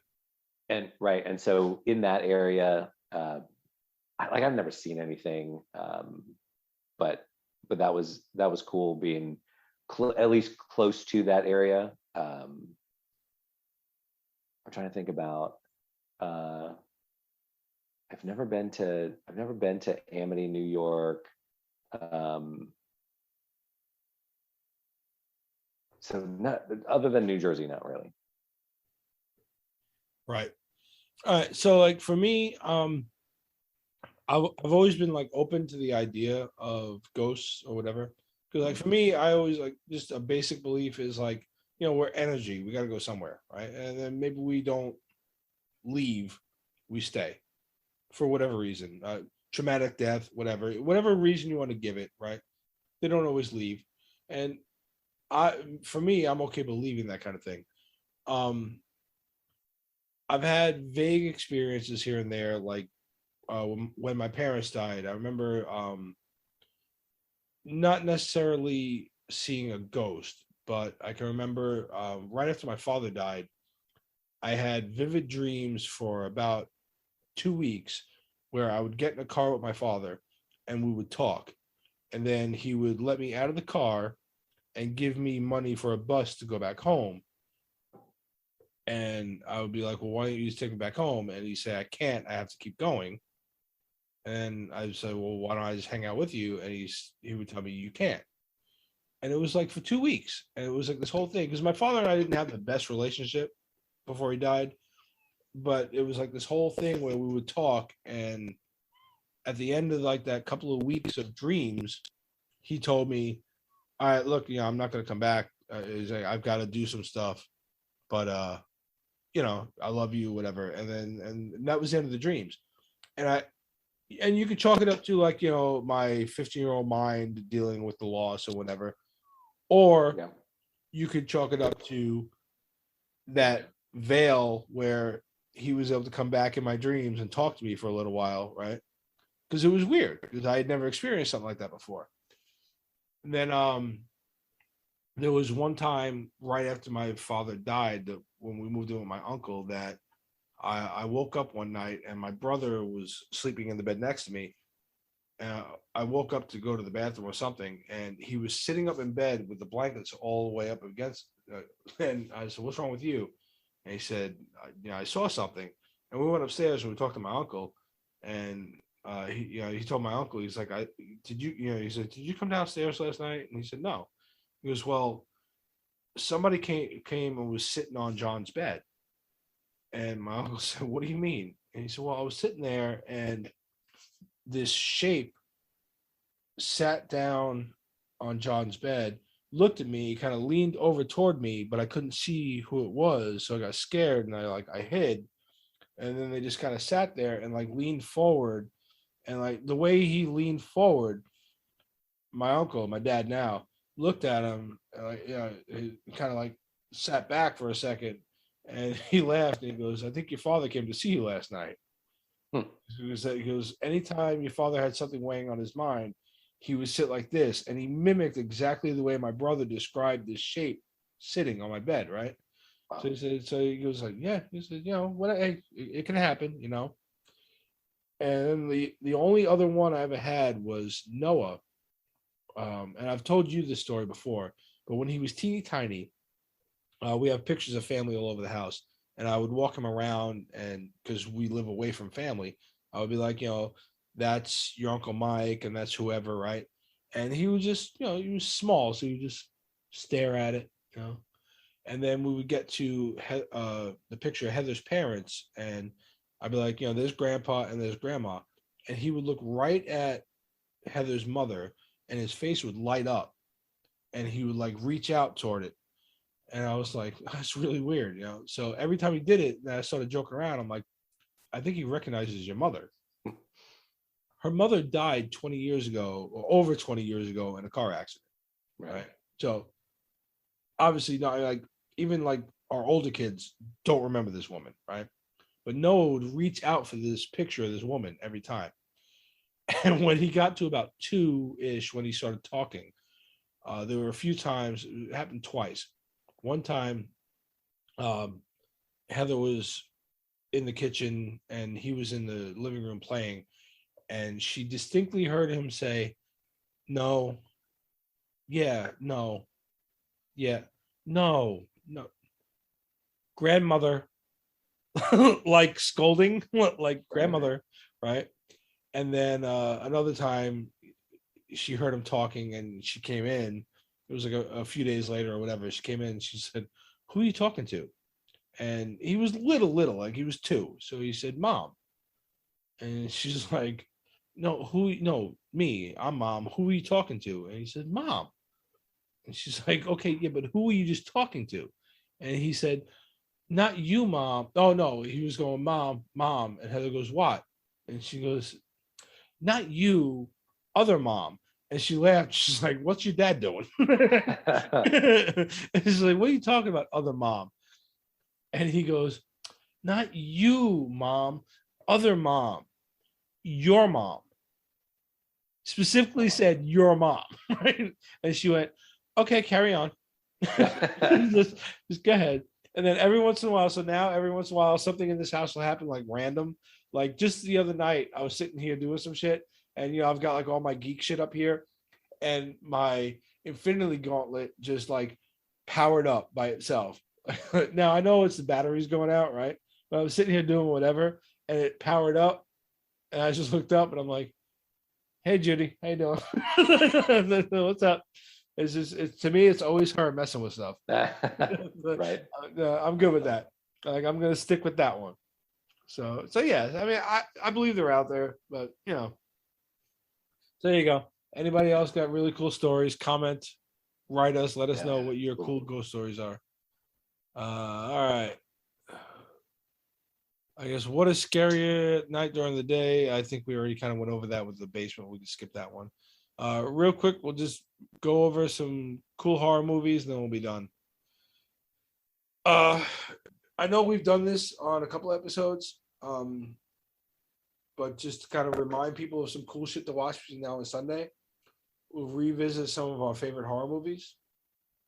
For classics, what do you got? I mean, I think you got to. It starts and it doesn't end, but it starts with Halloween, the original John Carpenter Halloween, and then 2 is decent. From then, and then it gets ridiculous until it reboots, resets, whatever it is with last year's Halloween, the new one, and then. But God, I mean, any of these movies, right? Any in the horror genre of Friday the 13th, Nightmare on Elm Street, all of those are good. Trying to think of anything else out of the. Obviously, any classic Dracula, Frankenstein, the original Werewolf. Go back and watch old shit. You might not be scared by today's standards, but you'll see where this shit came from. The Exorcist. Mm-hmm. The Exorcist is one of those movies that still to today fucks me up. That's terrible. That movie's terrifying. Yeah, something about demon possession and that's why movies like and we'll get into them later on, but some of these other movies later on still get to me because anything to do with like demons or possession or something fucks me up. The thing where her head spins around and you just hear that the bones crack. Yes, yeah, and just the little things like when she says shit like, your mother's in here with us. Would you like to leave a message? like what the fuck is that? Or just what it does to her face, right? And the scabs, and then he throws the holy water and it's burning. Burns her. Yeah. She levitates above the bed and just all the shit in there. Yeah.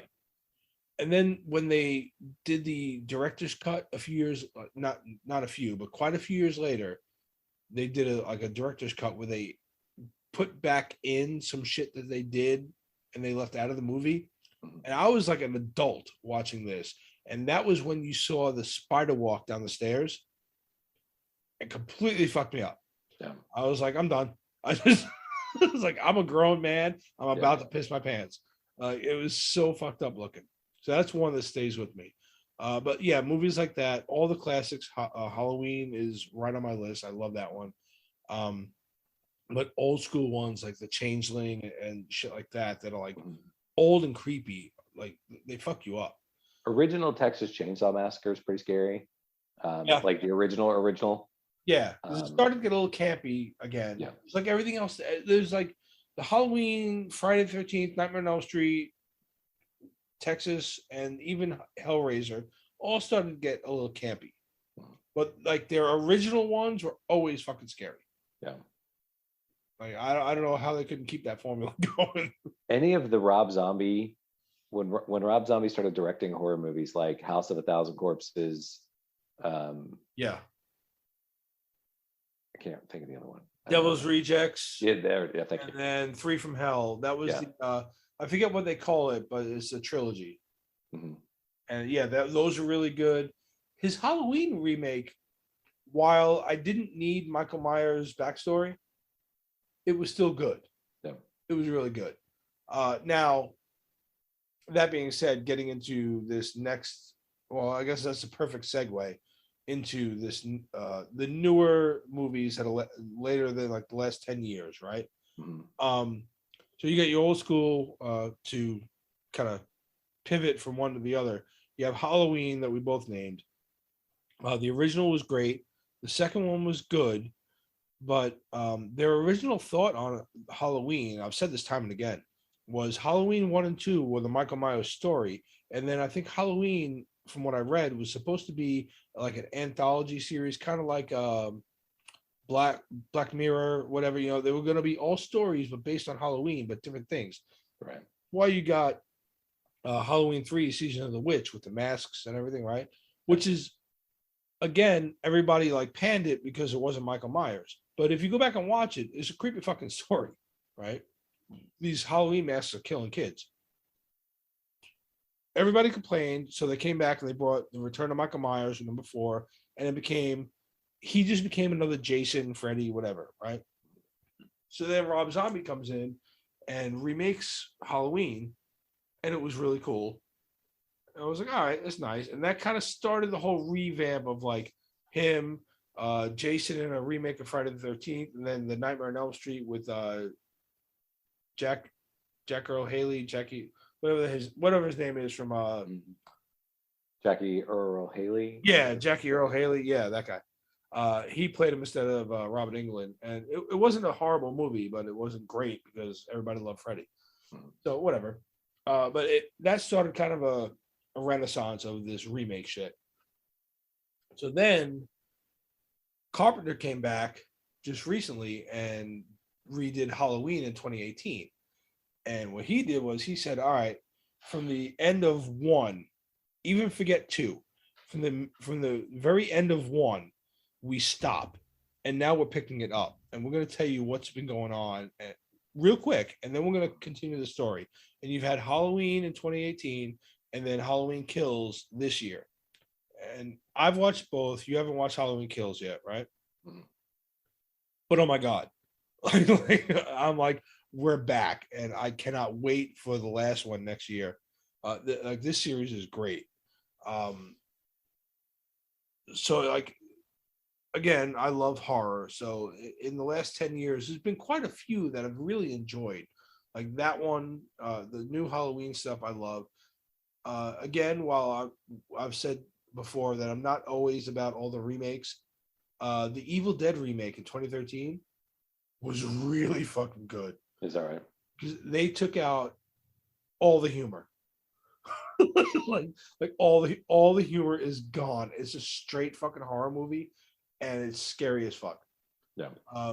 When it first came out, and we could watch it on a streaming service, Jessie asked me if I would watch it with her because she likes the idea of horror movies, but she can't watch them alone. So I remember this because it was before we moved down here, and we were sitting in the house in Virginia, and I was like, yeah, I'll watch it with you. So I turned it on, and the thing didn't even get through the whole scene with like the girl running into the woods and everything in the very beginning. And I looked over, and the area of the couch that she had been sitting on was empty. She was gone. She was fucking gone. And I was like, all right, well, I guess I'm watching this alone. Yeah, it was really, really, really good. Some of the, like I said before, with the possession movies that I like The Conjuring, all those kind of things where you get into the Warrens. There's like 2 or 3 different versions of the same shit that came out all at the same time. But there was The Conjuring and all that shit that came out. That was really cool. But I liked Sinister. I think it had Ethan Hawke. It's 2012, Sinister. And it has something to do with like a demon in the house or whatever. It was really creepy. It was really good. And then, of course, It in 2017, the It remakes. Those both were great. I love those. And then kind of getting into just away from straight up horror. It was for me, it turned horror on its head. Was in 2011, Cabin in the Woods. Did you ever watch that one? Chris Hemsworth was in this one, but it actually came out. I was just looking because the Eli, yeah, it came out after he played Thor. All right, yeah, Cabin in the Woods. Cabin, like the Eli Roth movies, Hostel. I think he made Cabin. Did he make Cabin? He made Cabin in the Woods. I think yeah. That it's a new. I don't know if it's a genre of like the super creepy, ultra gory,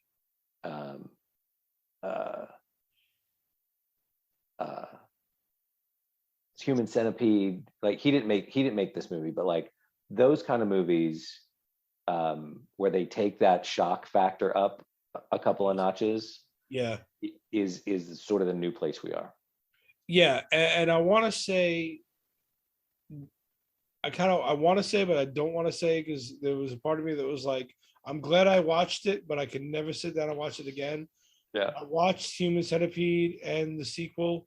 I never watched the third one. I'm sure at some point I have to, but wow, but yeah, like wow, it's like you're not the same after you watch those movies. Mm-hmm. Now, did you actually watch Cabin in the Woods? No, I'm not seen Cabin in the Woods. Fuck, because I don't want to ruin it, but it's from 2011. All right, well, you know what? You'll still enjoy it. I'm going to ruin it. Sorry. So it starts off with your stereotypical Evil Dead, group of teens going to a cabin, seeing the local yokel at the gas station, all that shit, right? And then when they get to the cabin, they're doing whatever they're doing in there, and you start to realize real quick, like they cut to scenes of a bunker, and there's like a whole government organization that's watching them in this cabin, and they it's funny because they're taking bets on what's going to happen within the cabin. So it's still a horror movie, but they're taking these bets on this shit, and like there's these relics within the cabin that like something they're going to touch is going to unlock something. So like these guys, like, what are they going to unlock? Are they going to unlock the zombie rednecks? Are they going to unlock this thing? Whatever.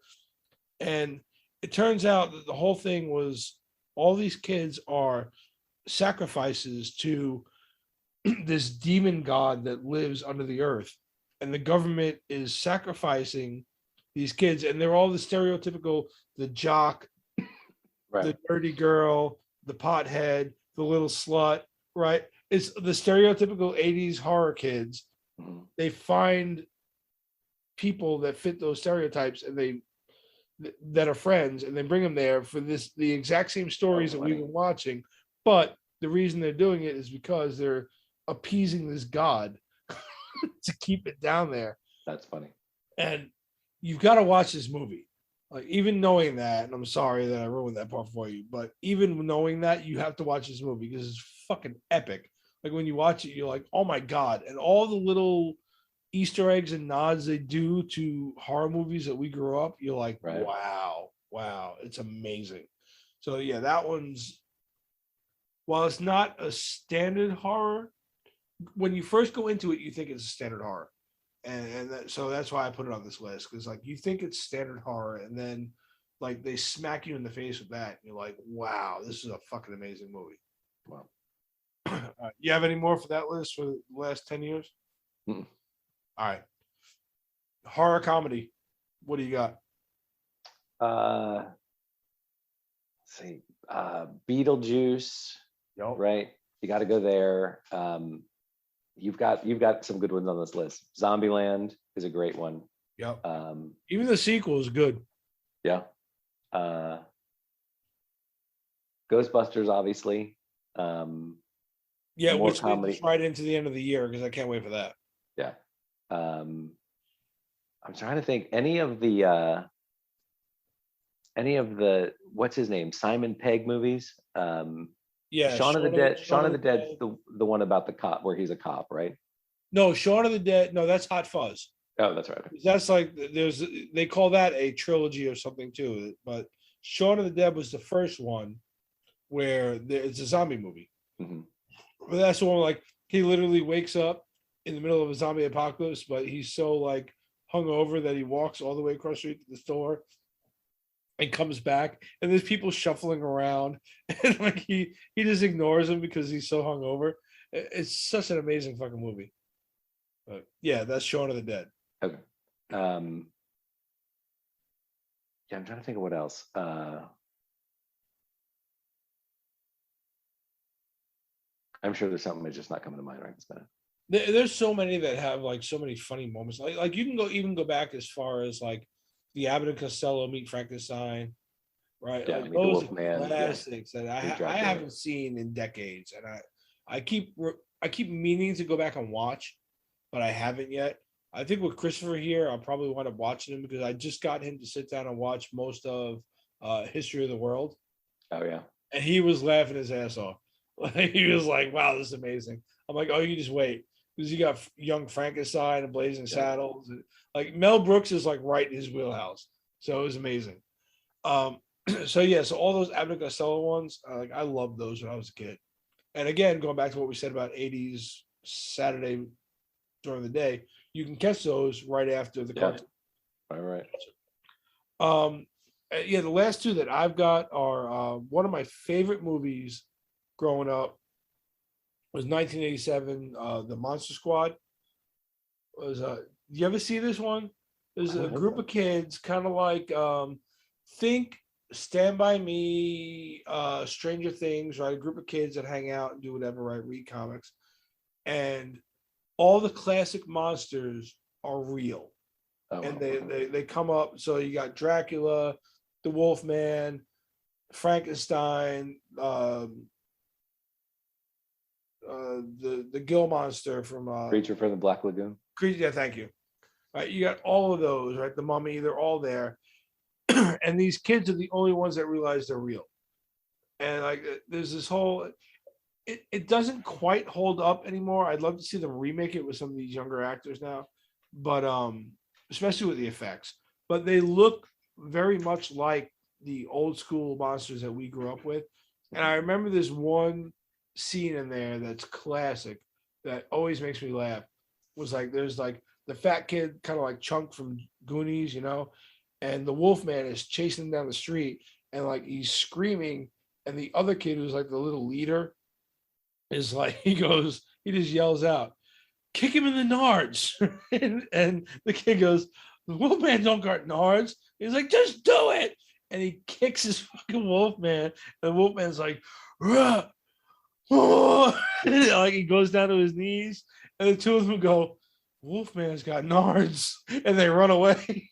It was one of the funniest fucking things I can remember from my childhood. So yeah, just for that alone, it's fun to watch. It's just one of those campy, dumb 80s shits that's really funny. And the last one I got on here, and we can wrap this up. 2010, and I somehow I kept meaning to watch this, and I didn't watch it until probably about like 2 years ago. Tucker and Dale versus Evil. Have you seen this? No. Oh my God. All right. This one I cannot ruin for you. So Tucker and Dale versus Evil, it got this huge following and this tremendous review about it's like one of the best horror comedies come out in a long time. And basically Tucker and Dale are, how do I say this without ruining anything? They're two like rednecks, think like Texas Chainsaw Massacre type rednecks, right? They're like overalls and whatever. And they pull up to a gas station at the same time that your typical 80s group of teenagers pulls up to the gas station to go off to their little cabin in the woods, right? They pull up at the same time. And the kids see these two yokels filling up their truck or whatever. And the one guy is like just kind of like looking over at them. And he's not like, he's just filling up the gas tank. But they're looking at him like he's all creepy. And the whole movie is a comedy of errors where these kids think that these two guys are killers, and they're just two innocent rednecks that are caught up in all this bullshit. Right. And it's one of the funniest fucking things. Like I said, everyone kept telling me about it. I kept saying I was going to watch it, and I didn't. And finally, like 8, 9, 10 years after it came out, I sat down and watched it. You have to watch this. Okay. It's one of the best fucking movies ever. It's so fucking funny. It hits on every trope in horror movies, and you're just gonna be laughing at the whole way through. It's great. All right, so I'm pretty sure we have no caveats because we'll be going on for too fucking long. Right. All right. Well, that's it, guys. Hopefully you enjoyed this extra long episode, because even when Paul and I have nothing to talk about, we can go on for 2 hours. Right. So that was when you get old and you just kind of ramble on. Let us know what you think about Halloween in the 80s and all these movies and shows and shit that we talked about. Comment down below in the YouTube, like, subscribe, ring a bell. Hit us up at whatifgeeks.com, whatifgeeks@gmail.com, Instagram, Twitter, Facebook. Tell us some of the movies and shows that you really love during Halloween, and get ready for the rest of the holiday season with Thanksgiving and Christmas and everything, because we're gonna have to do something like this at least for Christmas. Not too much for Thanksgiving other than a Macy's Day Parade, and getting fat and watching football. So yeah, let us know what you think, and we will see you next week. Good night, Tony. Good night, Elvira. Not forever. That's right.